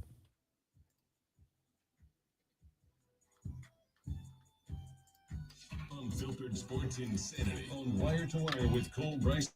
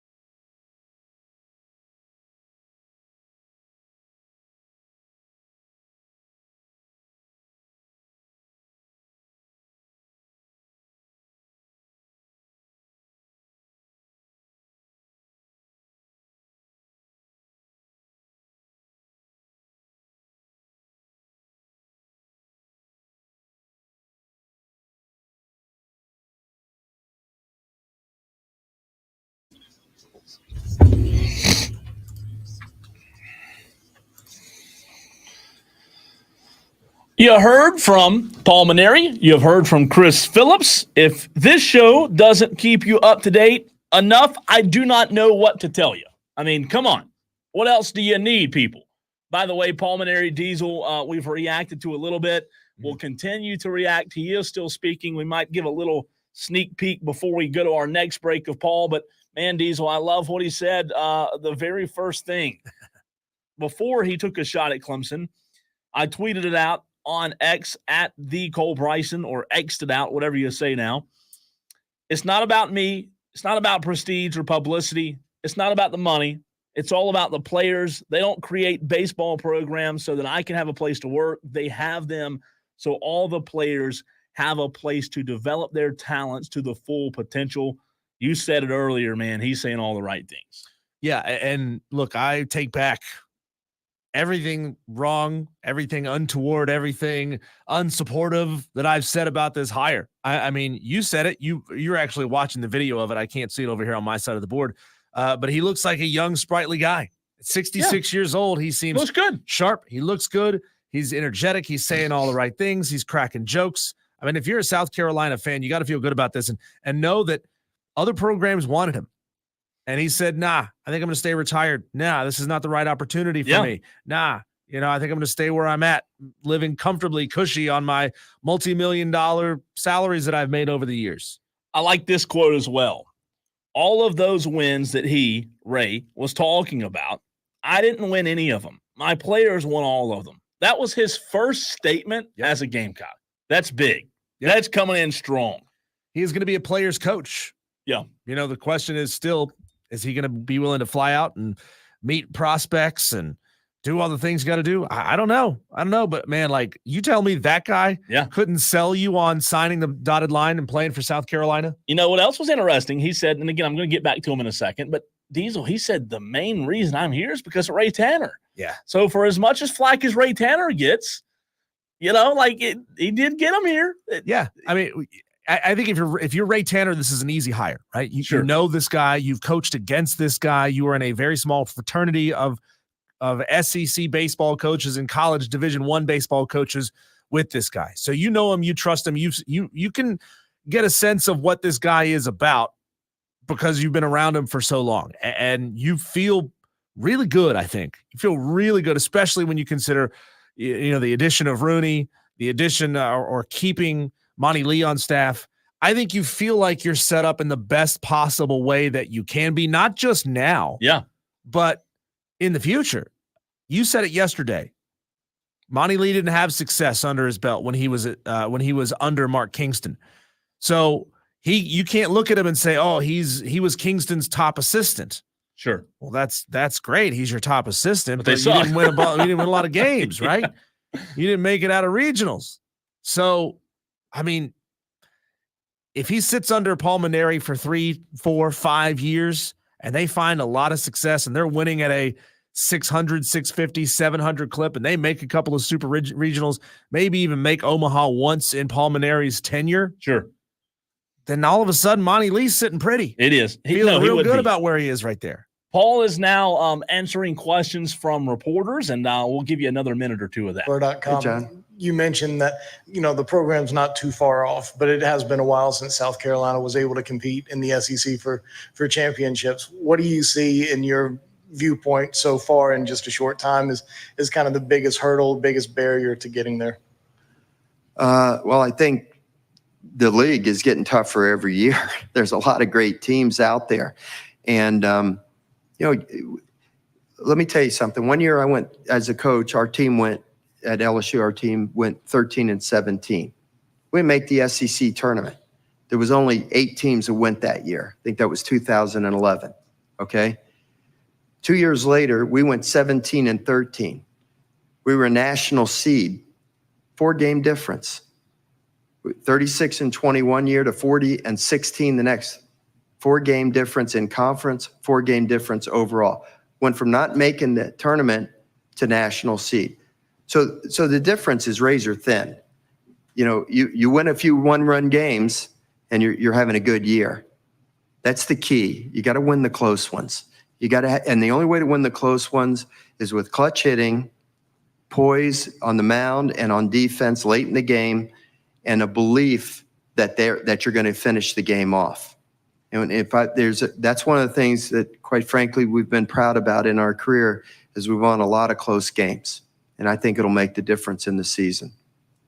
Thank you, Coach, with that. We'll make Coach Tanner available right here. So that is the conclusion. It lasted just about 45 minutes. And that was his last quote. I thought that was a good one. He's exactly right, Diesel. He said, look, one time at LSU, we went 12-17, didn't even make the SEC tournament, right? The next year went 17-13, only a 4-game difference, but we're a national seed. He said, we've got to be able to win the close games. Hit the nail on the head, in my opinion. Yeah, I'm going to take a look here down South Carolina's schedule this year, getting into SEC play and figure out just Cole, just how many close games did they lose? All right, here's a 1-run loss to Ole Miss. Yeah. 4-run loss. No, it's a 4-run win. Excuse me. They took a 1-run loss to Alabama. They took, let's see here, a 3-run. Would you call a 3-run loss a close game? I'd say 3 and 4 is not. 3. Okay, 3 is not. Let's see here. Scrolling down the list here. 2-run game to Florida. That's a close game. 1-run game lost to Arkansas. 2-run loss to Kentucky. I know this isn't the best. That's already radio. 6 right there, right? Yeah, that's 5 or 6. That's 5. Yeah, that's 5. So that's so you're talking about 5 wins right there. That's 17 SEC wins. Yeah, if you could turn those 5 around, even win 3 out of those 5, then you're in a good spot. You're in a much, much better spot. And you know what? To his point, right? Like that's the difference. You go 12-17. And then 2 years later, you go 17-12, and you're a national seed. He is 100% right. And Tolo Phil on the text line says, I'm fired up. I'm 41, but I'll play for this man. Another texter says, being in the Midlands is better than being in the upstate. Oh, and by the way, I did tweet that out. And as you can imagine, it has it's gotten people fired up. So he's done what he came here to do, to pump excitement, say the right things, Diesel. And I think South Carolina fans, after hearing him today, as I said a little while ago, they're going to come around to this guy. And you know what? It helps when he says the right things like he just JD did. makes a good point here. He says, under Kingston, we were so inconsistent, losing big and winning big. JD, you're absolutely right there. If you can turn 3 of those 5 close games around, yeah, then you're in really good shape. If you can take a handful of the big losses and turn those into close ball games where you have a chance to maybe steal, 2 out of 5 or 1 out of 5 of those, hopefully you're not in games where you're losing big at all, right? Mm-hmm. But you clearly put yourself into being a national seed position at that point. I like the hire. I'm down with Paul Maneri. I'm done saying bad things about the guy. I'm not done saying bad things about Brad Brownell. He hasn't earned that from me. Not yet. Do it another year, Brad, and I'll lay off entirely until you do something else that makes me scratch my head. But I think South Carolina fans, you should feel really excited. You got yourself a good one. On the other side, Cole, it is time for us to do that thing we do each and every day at 5 o'clock. 3 topics, 3 rounds, 3 fights. We disagree about everything. You, the Tolos, decide who wins each round. That's coming up next here on the Fan Upstate.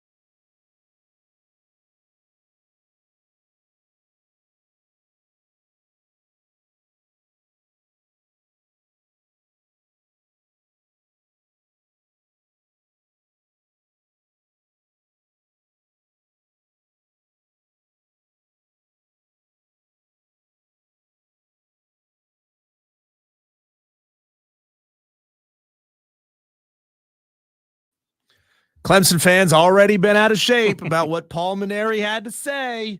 Where he's Jeez, man. Introductory press conference, he said being in the Midlands is a lot better than being upstate. I can tell you that. Cole, you tweeted it. Yeah, and on it quick, and Clemson fans not disappointing, man. They are up in their feels. They are whining. They are crying. What are they saying? Oh, my notifications are going nuts, and I look down, and it's 80% Clemson fans. I'd love an update on this after he sweats through a summer in Columbia. Here's another one. He takes shots, but everybody knows that the Midlands, they're the red-headed stepchild of South Carolina. Everybody wants to be on the coast or in the upstate. The Midlands is just one giant truck stop. Another guy tweets me, Kevin tweets me and says no one ever. This is coming from a guy that lives in the Midlands. They're upset. That's what I love about you Gamecock and you Tiger fans. You are exactly the same. It's the best. You are exactly the same. If Eric Bakich had said something like this in his introductory press conference, South Carolina fans would be tweeting the exact same replies to us. Exact same. Cal College, you know. Yeah, and I did want to get to, real quick before we go to the fight, Diesel, you mentioned it during the break, Coastal Carolina stole a Gamecock. Now he's shot clear, right? It is Chance Miller, who is leaving South Carolina. He was the deputy athletics director at South Carolina. He is now the new AD at Coastal. So they'll have AD and baseball coach. Congratulations, I guess, to Coastal Carolina. Hopefully you got yourself a raise, right? Yeah. Congratulations to him. He got a nice upgrade. Hopefully Coastal Carolina did as well. Each and every day here at 5 o'clock, Cole, you and I duking out. We put up our fists. We throw punches at each other. We call it the 5 o'clock fight. It is the most interacted with segment on this show. You Tolos are fantastic each and every day. Let's hit it. It's an all-out slugfest, and nobody's leaving unscathed. 3 topics, 1 winner. It's the 5 o'clock fight on Wire to Wire with Diesel and Cole Bryson on the Fan Upstate. So here's how this works. We'll go through each topic round by round. You, the Tolos, text in at 71307, starting your text with keyword fan or dropping a comment on one of our live streams, Facebook, Twitter, or YouTube. Tell us who wins each round of the 5 o'clock fight. Cole and I have to disagree. The question is, which one of us can present the better arguments? Let's find out right now. Round 1, fight. The car of your dreams, Cole. Would you rather build it or buy it? Well, so first we have to establish what is the car of your dreams. So it's the John Wick Mustang. If you have seen John Wick, it's the very first John Wick. And I've lusted over that car many times. Gosh, it is by the way, just for those that have not seen it, it's a 1969 Ford Mustang Mach 1 high performance version of the standard Mustang. It's known for like the 1960 style V8 engine. That's my car I lust over, man. For me, it was growing up, years ago watching Gone in 60 Seconds. It was the Nick Cage Gone in 60 Seconds. Yeah. It was the 67 Shelby GT 500. Oh, my God. Pretty. Oh, my God. Pretty. So would you rather buy it or build it? This is not even a question. I am not one that likes to build things. No. If I have to put something together, no, I hate it. I hate putting things together. No. So this is easy for me. I'll buy it. Cole.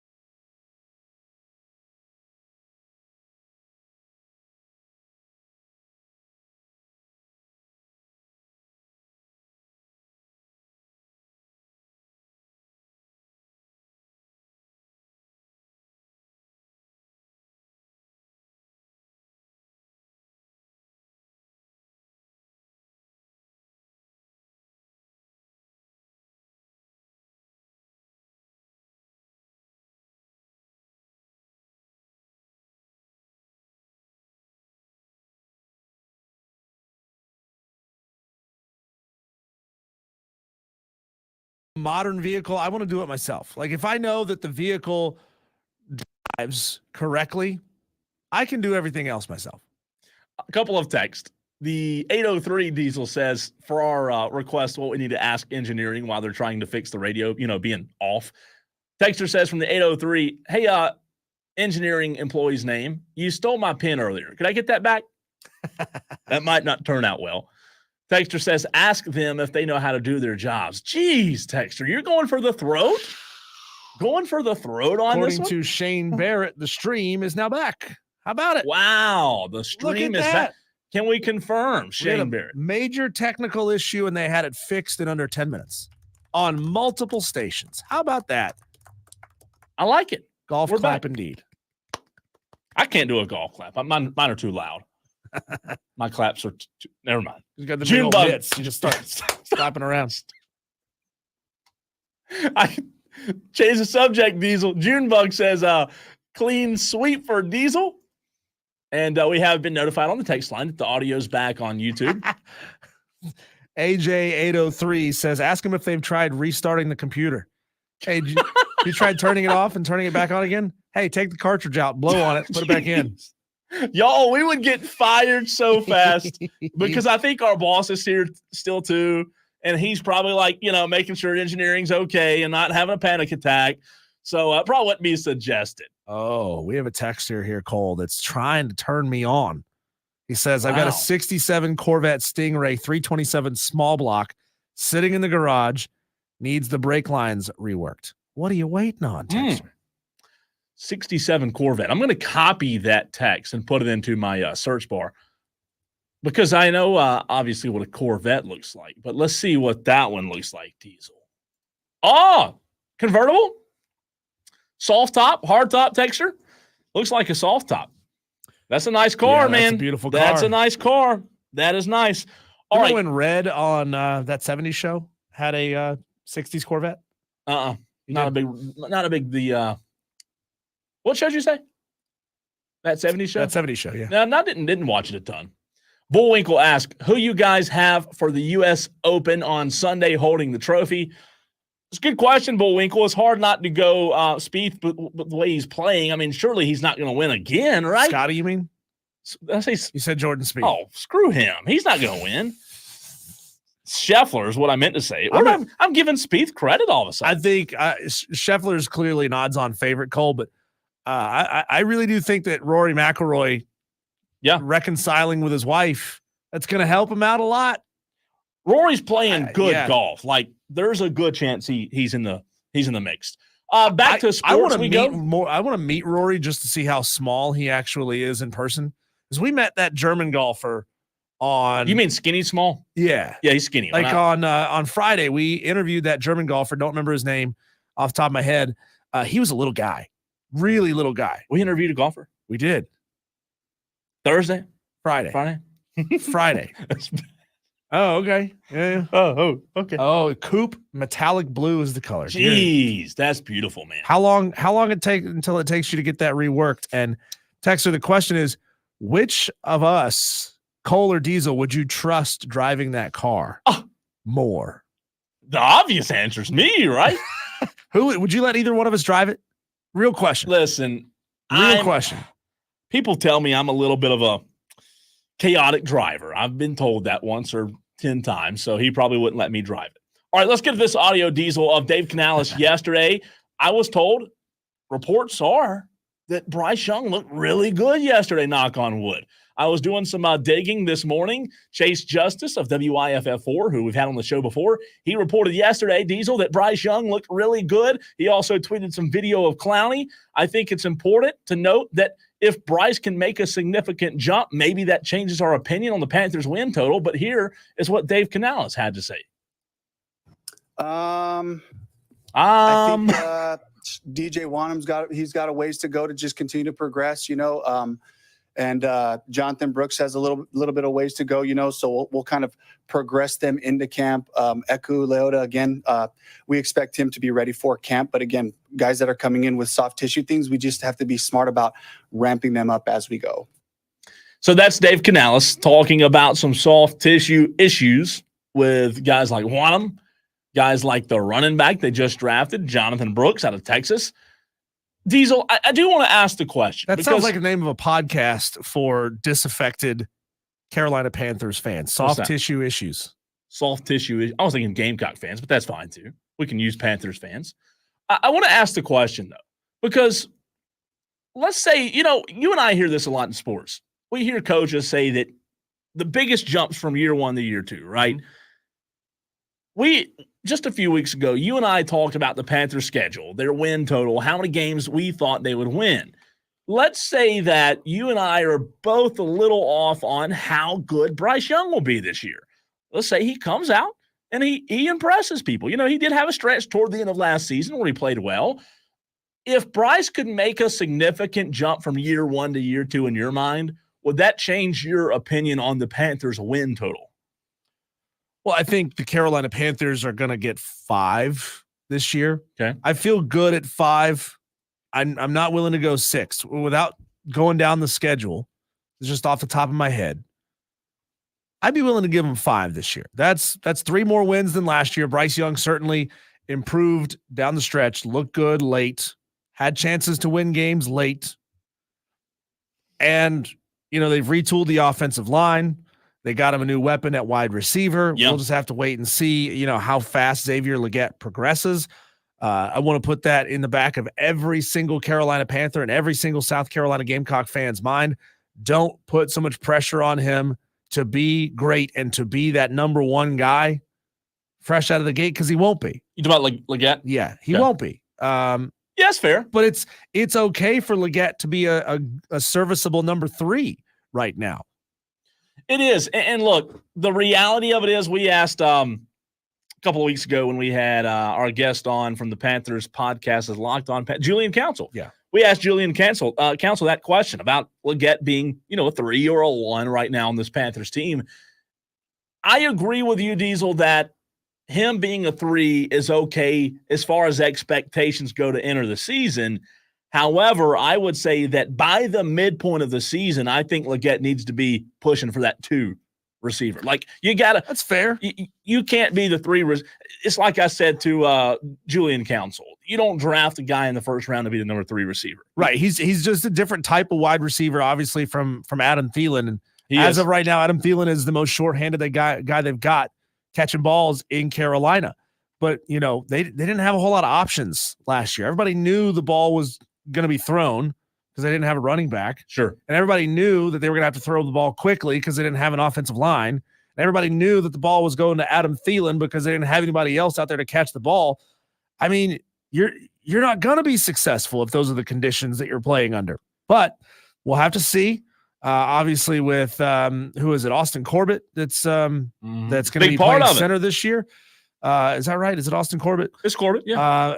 2 new guards.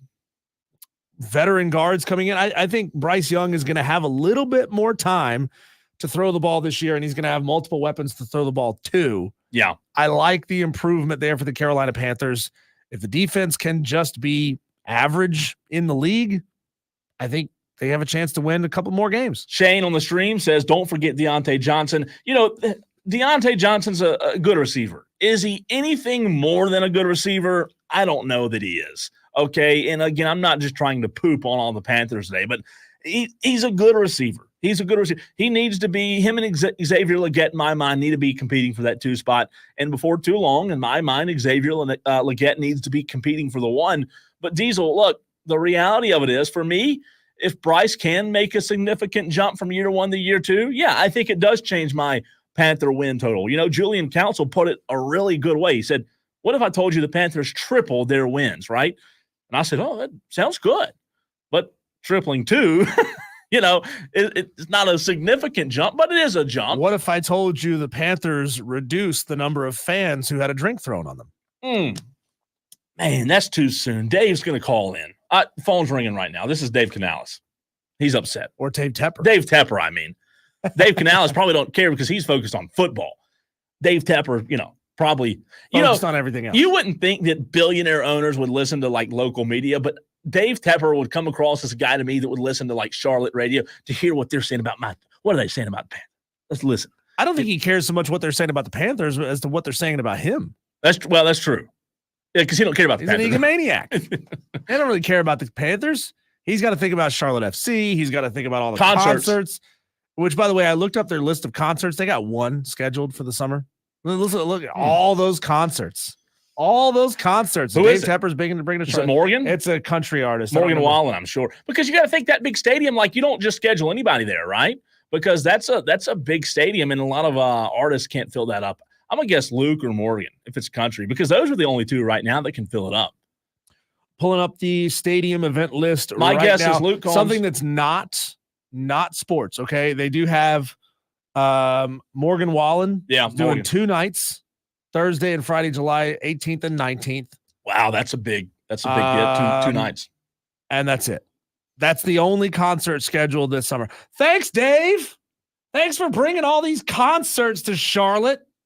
Well, I got Morgan Wallen. Speaking of which, if you jumped over to the PNC Music Pavilion events list, there's a ton of them going on over there. Yeah.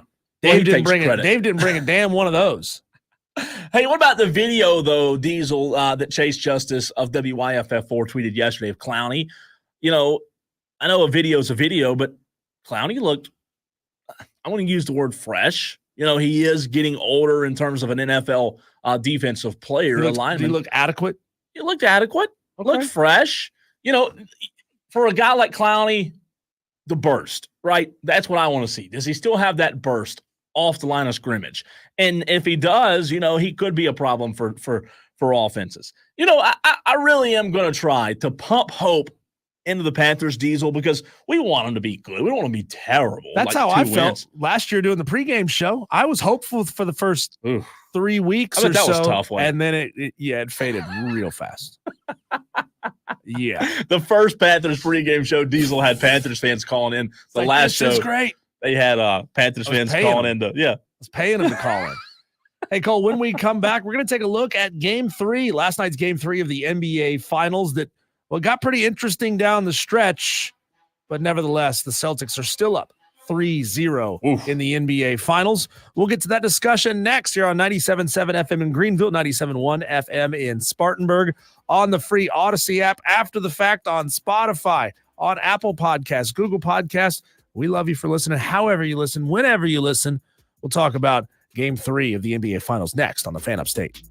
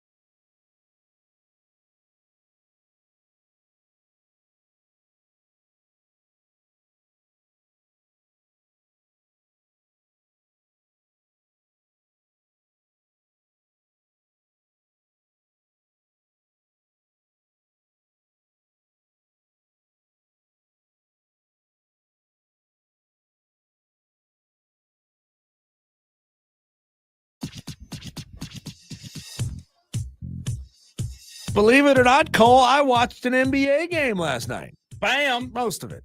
Most of it. Half of it. Yeah. Half of the game. So it's actually a pretty good game for the most part. Game 3, NBA Finals. Celtics won 106-99. The Celtics had themselves a third quarter, my friend. It was a back and forth game for the majority of the first half. I think we came down to like a 1-point halftime lead. And then the Celtics turned it on in the third quarter of that game, got themselves a big old lead. And then down the stretch they came, and the Dallas Mavericks made it real interesting. And then all hell broke loose, Cole. All hell broke loose. Luka Doncic fouled out. 4 minutes to go in the game when his team needed him the most. He pulled a stupid and essentially abandoned his team. Listen, I can't believe I'll ever say this. I can't believe I'm saying it now because he's the reason they're there, but he cost them last night. I mean, he really did. Yeah. His antics with the referees, the complaining, for as good as he is, one of the best on the planet, Diesel, you've got to be better. Here was Brian Windhorst last night talking about this. He just rips Luka Doncic here in this clip. Yeah, I thought it was perfect that Luka fell onto the ground there in an unacceptable position to put himself in with 4 minutes left with 5 fouls, and then immediately looks at the bench and says, "You better bleeping challenge it," as if it's the bench's fault that he just made a terrible play. I'm standing here in the Mavericks tunnel.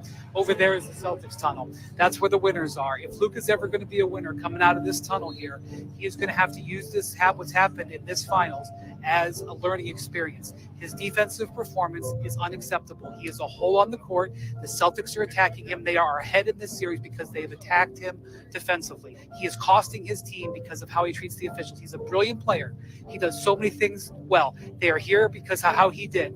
His performance in this game is unacceptable, and the reason why the Mavericks are not going to win. And that's where the Mavericks are at this point. They're never going to get to this tunnel with the trophy if he doesn't improve those aspects of his game. Yeah, it got down to a close game, 4 minutes to go. Within 3, I think at that point, Luka fouls out. 4 minutes to go in that game on a dumb foul. Yeah. And then he tried to argue, it's not a foul, challenge it. No, dude, you fouled him. I'll tell you this, man. I give a ton of credit to Joe Mazzulla. I give a ton of credit to Joe Mazzulla and this staff for Boston for doing exactly what Brian Windhorst just said. Diesel, they are 110% targeting Luka. They're going after Luka for as good as a player he is offensively. He is a little bit of a liability defensively. He tries to defend, but his defense, it's not good. He tries. Like, I'll give him that. He tries. It's just not impactful. You think it's I gotta slow my guy down so that the other defenders behind me can pick him up? I don't think Kyrie has the quickness laterally to be able to move with guys on. Like, Boston has dudes. Like, Boston has guys that can get up and down the court, but also can move laterally across the court. And well, it helps when you can rotate a lot of guys in, right? And you don't have to put Kyrie and Luka on the court the whole time. Yeah, and you know what?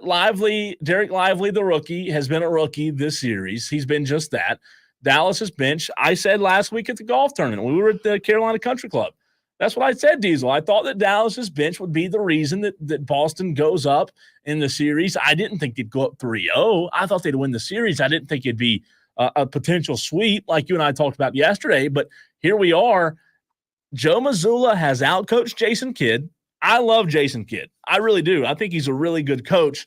However, Jason Kidd has not had the puzzle pieces, if you will, to fix or stop the bleeding that has been the liability of the defensive unit for the Dallas Mavericks. What was interesting about that game, Cole, is, we know Kristaps Porzingis didn't play in that game, and we thought, oh man, everybody's going to have to step up to make up. What did he score in game 1? 20 points. I don't know what he scored in game 2, but it was a lot. It was a lot. The interesting thing about the way Boston played in this game, Cole, is games 1 and 2, everybody was scoring at least 10 points, right? Everybody was scoring in double digits.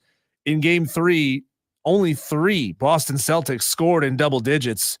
Tatum, Brown, and Derek White all scored at least 16 points. Tatum scored 31. Jaylen Brown scored 30 points. Outside of that, Cole, a lot of Boston scorers were not present in that game. So yeah. It's always interesting to see how the flows of these games happen. It's not like every game is gonna play out exactly the same. But man, Jason Tatum and Jaylen Brown were phenomenal in Game 3. The reality of it is, while Dallas is down 3-0, they've had opportunities to win 2 games, in my opinion. They have had 2 opportunities to win games and haven't been able to close Boston out, to take the lead. And you're right. Other than those guys that are wanting a lot of help, as Shane said on the stream, Tim Hardaway Jr. has been terrible. He has been non-existent. But look, we know that every now and then Tatum's going to give you the 30-31 as he did last night. But Jaylen Brown is that dude. Like, he's the guy that makes the difference. As good as Tatum is, this Boston team's not in the NBA Finals without Jaylen Brown. Jaylen Brown is one of the most underrated players in the NBA. And look, is he the best defender on the planet? No, but he's not the worst. And he's able to actually do both unlike Luka. And that's a big part of it. It really is. And an unselfish ball obviously plays a big part in what the Boston Celtics do. 26-15 was the assist difference. That was the big one. When you can move the ball around, get the ball around, put it in a lot of people's hands, you're going to be much more successful than when you have to put it in Kyrie's hands. You have to put it in Luka's hands. Diesel, I posted this on Twitter and Facebook earlier today, and I have gotten the fans all riled up. What did I post? Well, we're going to discuss it right here on the Fan Upstate next.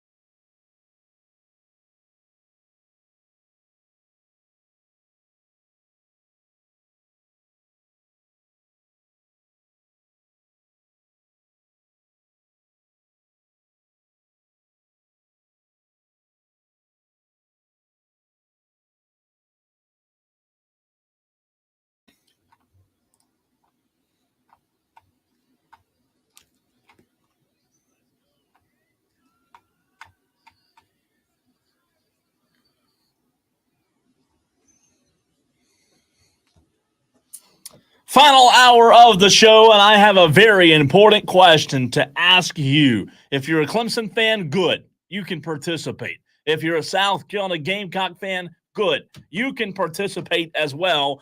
And by participate, I mean tell me how I'm wrong and shouldn't have asked this question. It's a stupid question. Why would you ask that? People on Facebook and Twitter, man, it's unbelievable. Argue with damn anything. We've created an army of professional arguers. That's true. That's all anybody wants to be online, right? That's all anybody wants to do is argue. They can never, ever let it go. They can never admit when they're wrong. They would rather just change the subject, argue something else. So I asked this question, and somebody told me, I don't know why you'd ask that question. Well, it has 31 comments already, and it hasn't even been posted for 4 hours. But I asked the question, and I want to hear what you, the Tolo, has to say. That stands for turn it on, leave it on. Diesel, I put this on our socials earlier today, right when the show started. Which fan base has more concern heading into the 2024 season, Clemson or South Carolina? And I do not mean big picture, which program's better, okay? For whatever reason, people on Facebook, Justin, I love you. Appreciate you following us. Love that you listen. I'm not asking a big picture question. He says these two programs aren't even in the same tier. That's not what I'm asking. Concerns, right? What concerns do you have, number one? And Diesel, which program do you think has more concerns going into the 2024 season? This is not a question of who's in the better spot. Yeah, both obviously do. Yep. And you did a fine job bullet pointing some of these concerns and questions out, Cole. But I think right now, South Carolina, especially with a new quarterback coming in, is sort of playing with house money, right? You feel good about some of the moves you've made with offensive coordinator. You feel good right now because you don't know anything about Lenora Sellers. I mean, there was that one reporter, that one pundit in Columbia who basically claimed that he's going to be the second coming of Joe Montana and Tom Brady, and compared him to Cam Newton and Deshaun Watson and Joe Burrow. It's like, good God, man. Could you gas him up anymore? Right. If you gas him up anymore, it's going to spray out of the nozzle all over your shoes. True. So there are concerns for both, right? Yeah. To your point. I think Clemson, though, has more legitimate concerns, more nerves, more butterflies in the pit of their stomach saying, I don't know, man. Like, if it doesn't come together this year in full year number 2 of Cade Klubnik, in full year number 2 of Garrett Riley, with all these highly touted incoming freshman wide receivers, if it doesn't come together now, we're actually in deep trouble. And I thought the same thing. However, seems like an obvious answer. It does. But on Facebook, the Clemson fans will tell you no. It's a very obvious answer. South Carolina has more concerns. That's because they've drank the Kool-Aid. So I'll read a few of them. A few good ones. I'm not going to read the dumb ones, but Jeremy says both South Carolina needs bowl eligibility to feel confident with Beamer and the direction the program's going. Clemson needs to make the ACC championship to feel confident in Dabo's decision to remain out of the transfer portal. Jeremy, Nix, great comment, right? Level-headed. Any pushback there on that one? No, I do question, though, even if they don't make the ACC championship, and we have another data point of Dabo's policy in the portal not coming to fruition and not working out for him, I still don't think he's going to change his mind. I still don't think he's going to change his stance, right? Yeah. So, I mean, I think Clemson fans some Clemson fans are hoping that he's at least willing to come off of his very stubborn stance with the portal. You don't have to go out and get every guy. You don't have to be Florida State going out and getting everybody. You don't have to be Colorado going out and stocking your entire roster with portal guys. But you can use it strategically. One of my favorite comments is from Jason Santelli on Facebook. And I did respond back to Jason. I said, great answer, Jason. I thought it was a good answer. He didn't say, oh, this is a dumb, it's a good answer.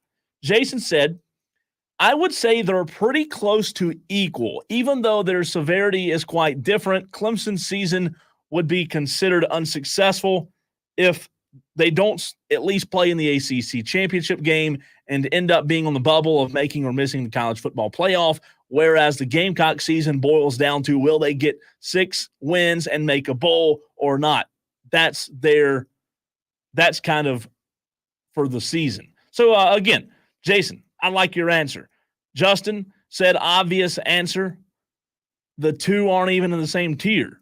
And I think Justin did not understand what I meant by that, Diesel. Misunderstood the assignment. Yeah, I get they're both not the same tier. Trust me. We understand that. But to the bullet points you were referencing, Clemson, they have questions about Cade Klubnik, Garrett Riley, Dabo's involvement in the portal, recruiting drop-off. In 2020, they had the number 3 recruiting class in the country, Diesel. Last year, they had the number 11 or 13, so there has been a drop-off, even though Clemson fans don't want to admit it. South Carolina has concerns as well. Can the hires of Furry and Elliott be enough to fill the gaps and get more out of each position group? I think that's very important with Mike Furry at receiver.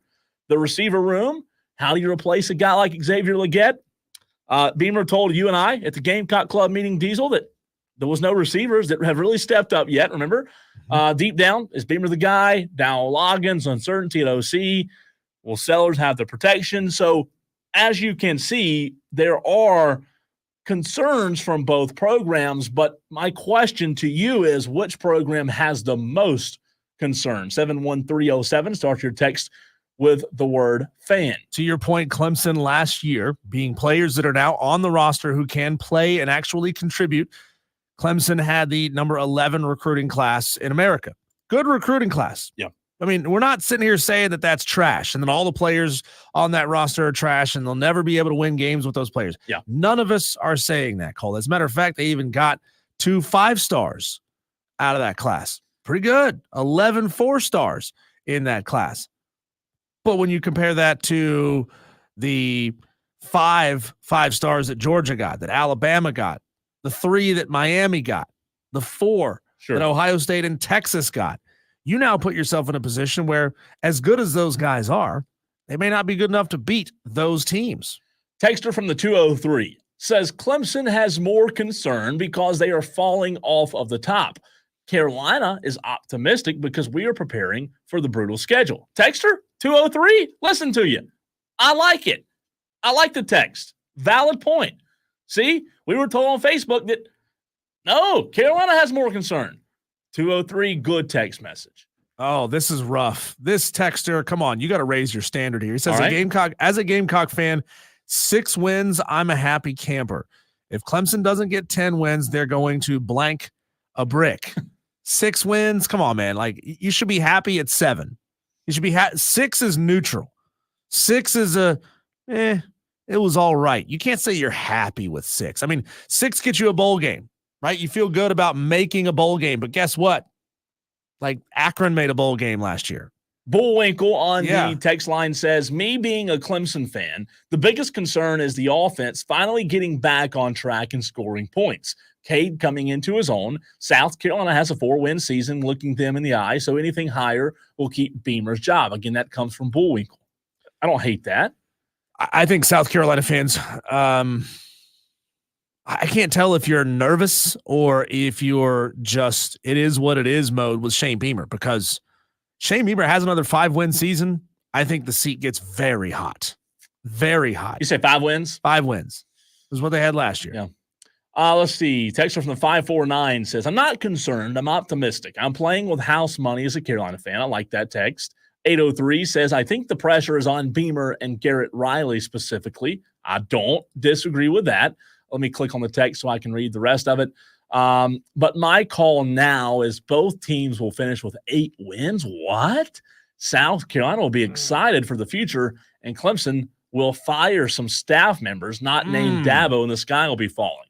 Texter, that's a big, bold projection. 8 wins there for both. It'd be great for Carolina, terrible for Clemson. You should never drink the bong water, Texter.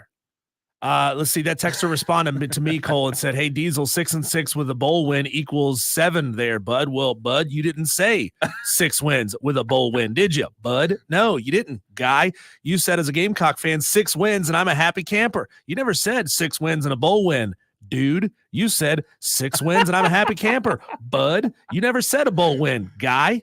Y'all can fire Diesel up easy if you can't tell. Let's see. Text from 203 says, we are playing 6 to 7 top 25 teams this year. I don't know what to tell you, bro. It's just being honest, bro. I'm not your buddy, guy. I'm not your guy, friend. Texter, I'm trying to understand. Were you talking to me there? No, he's responding. That's the same guy that just said 6 and 6 Oh, with a okay. bowl win I got equals you. 7. Texter, we don't gauge teams based on their regular season wins and bowl wins. Madcraft. We gauge a season success based on regular season wins. Madcraft on the stream says South Carolina should have more concern. Clemson is just an anxious bunch That's who true. expect more. If Shane has another year like he has, then oh boy. Clemson fans are a twitchy bunch right now. There's a few that are just no, we're not. desperately clinging on to all the arguments of GPA and graduation rates and everything's going to be fine. Don't worry, all is well. Y'all are clinging on to that. You are white knuckling that narrative right now. And you're either going to be proven right or you're going to have a rough offseason going into next year. Tyler, I've listened to enough of you. Tyler, I've listened to enough of you. Tyler, we've listened to enough of you. Tyler. We had a great phone call with Don Munson the next day. I think I remember that. Cole. Yeah. It was great. I mean, I love Don. He's a fellow Mountaineer. I love Don. Hi, yikes, Don. We asked him, like, what was it like sitting across from Dabo in that situation? Sure. He goes, well, I've only seen Dabo blow up a few times, and I can tell when it's about to happen. He goes, so I just lean back in the chair and let it go. What else do you do? What else do you do? Is Don Munson going to tell Dabo, yo, Dabo, calm down? Yeah, really. I mean, no, man, it's great audio. I mean, it is. I mean, Dabo says it. And you're part of the problem. I mean, he was fired up. But look, to answer my own question, which fan base has more concern? You may disagree. You may push back. There is a difference between big picture concern and everyday, day-to-day concern. I think South Carolina has more day-to-day concern, Diesel. Mm-hmm. Big picture concern, I think Clemson does. Yeah. Beamer, all I was going to say is Beamer may be the guy he may not be, but guess what? Carolina fans aren't going to be surprised either way, right? If he doesn't win the games that he's supposed to, Carolina fans will go get another coach and they're used to the losing. I'm not taking a shot. I'm just saying that it's because it's true.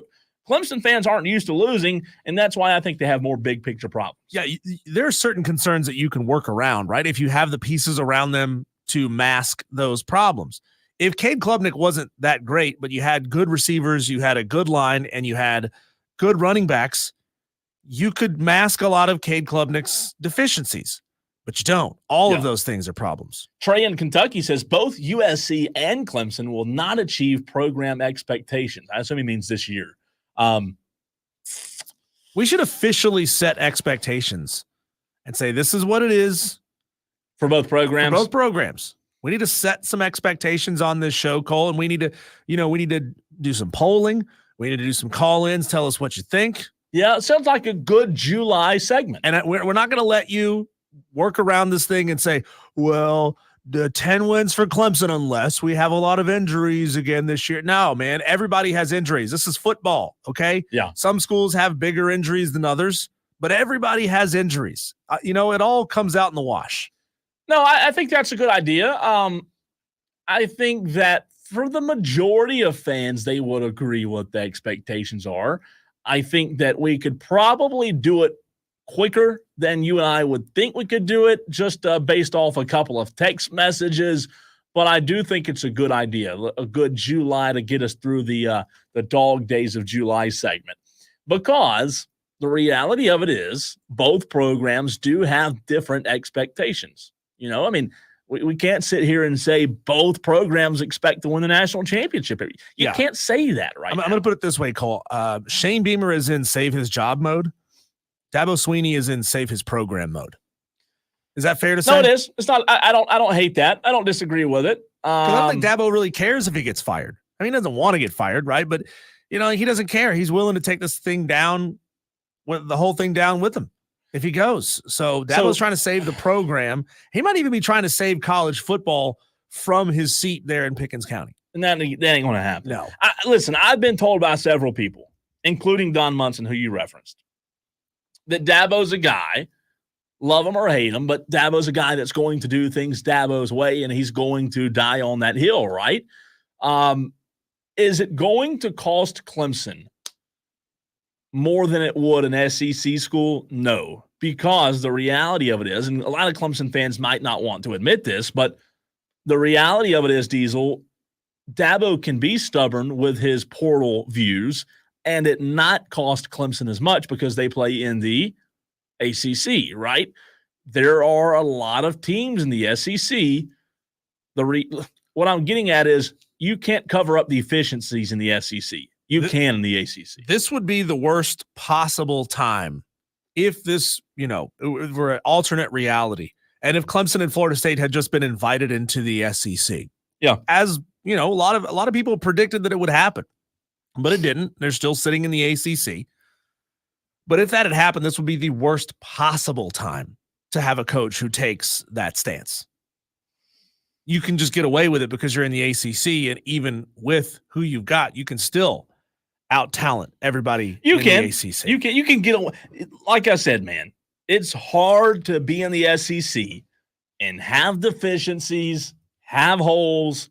You can do it a little bit more in the ACC than you can in the SEC. That's just the reality of it. I mean, that is if that offends you, I'm sorry.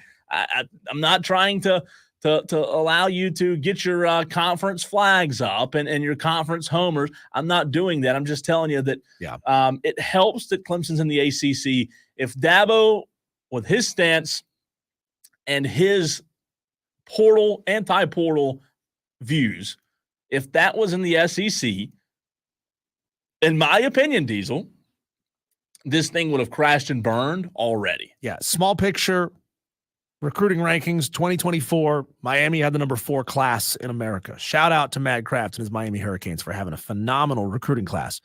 Clemson 11, Florida State 12. Almost everybody else in the top 10 is SEC. Georgia 1, Alabama 2, Texas 6, LSU 7, Oklahoma 8, Auburn 10. Auburn sucks, and they have a better recruiting class than you, Clemson. Auburn's the homecoming team now. Auburn is Georgia's homecoming team. Florida State 12, Florida 13, Tennessee 14. I mean, you got to go a ways down the line until you find another ACC team. 26, North Carolina, 28, NC State. Yeah. So you should easily be able to outcompete and out-talent UNC and NC State. But right around you guys, you got Florida State and Miami sitting right there. Lucky for Clemson, they don't play Miami this year. All you ACC homers out there, your conference sucks. Thanks, Brett, for that reminder, that daily reminder.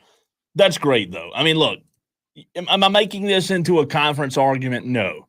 Am I telling you that Dabo's refusal to use the portal in the SEC would crash and burn a lot quicker? Heck yeah. I mean that. I really do.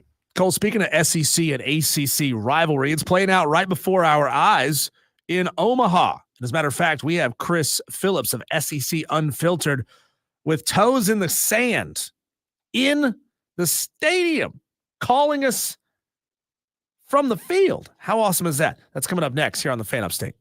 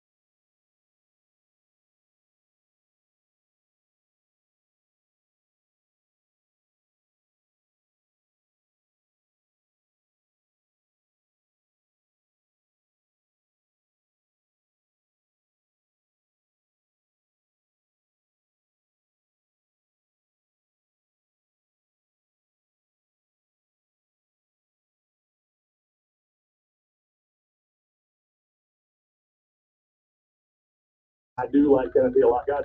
From the ACC, I like North Carolina. I think North Carolina is as complete as any.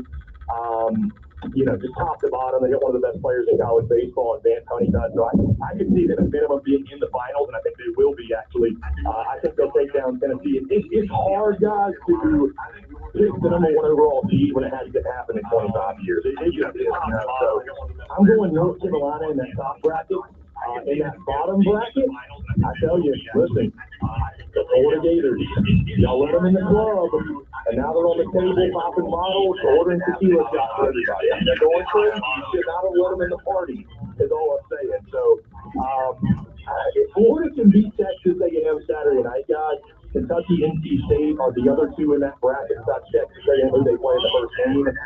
I like Florida in both those matchups, guys. So, to see the Gators make a run, but again, it's so tough to pick, guys. And then again, Kentucky, NC State, their brand of baseball, can it last here in Omaha? I think it can. So I know that's kind of a roundabout answer, but North Carolina, Tennessee, and I say Florida are probably my top three that I feel the best about. Chris Phillips, SEC Unfiltered, joins us here on Wire to Wire with Diesel and Cole Bryson. A little correction to what I said earlier. Eric Bakich did take Michigan to Omaha in 2019, College World Series runners up that year. Chris, who are you looking at as the most dangerous hitter this cycle in Omaha? You got Honeycutt out of UNC, who you mentioned, Tibbs out of Florida State, Moore from Tennessee, Jack Caglione, of course, he's electric as well. Who's going to have the most pop? If people are fans of offensive baseball, who do they need to look out for? It's hard not to say Jack Caglione right now, guys. I mean, the way he's swinging it. Listen, the only reason, Diesel, he may not be the answer, our team's going to pitch to him. I mean, again, we were there in Clemson, and it got to a point where we're like, why are you still pitching to Jack Caglione? I mean, we saw it in the first inning or second inning or whatever it was of that Sunday game where he literally hits one over the batter's eye. And what's crazy, Diesel, if you watch that series, Jack Caglione, the home runs he was hitting, it's like he wasn't even catching them all the way. It wasn't like it was his best swing, and they're still leaving the yard. Granted, Clemson is a small ballpark. This is much bigger. I mean, we got 335 down the line, 375 in the gap, and 408 to dead center. So this is a pretty sizable, pretty big ballpark. I like Cags. Christian Moore is definitely one, like you mentioned. I think maybe the most well-rounded hitter in this tournament. So I'll kind of go off the script. Jack Caglione is so easy to say. I'll go Christian Moore. I think SEMO, he's been one of the best players in the country this year. Maybe not as talked about as he should be because of Cags and Condon existing in college baseball this year. But I'll go Christian Moore, man. He's so much fun to watch. Going to be a first rounder, no doubt, and I think he's going to have a really big tournament. Chris, Clemson or South Carolina? Which team will make it back to the Omaha series first, in your opinion?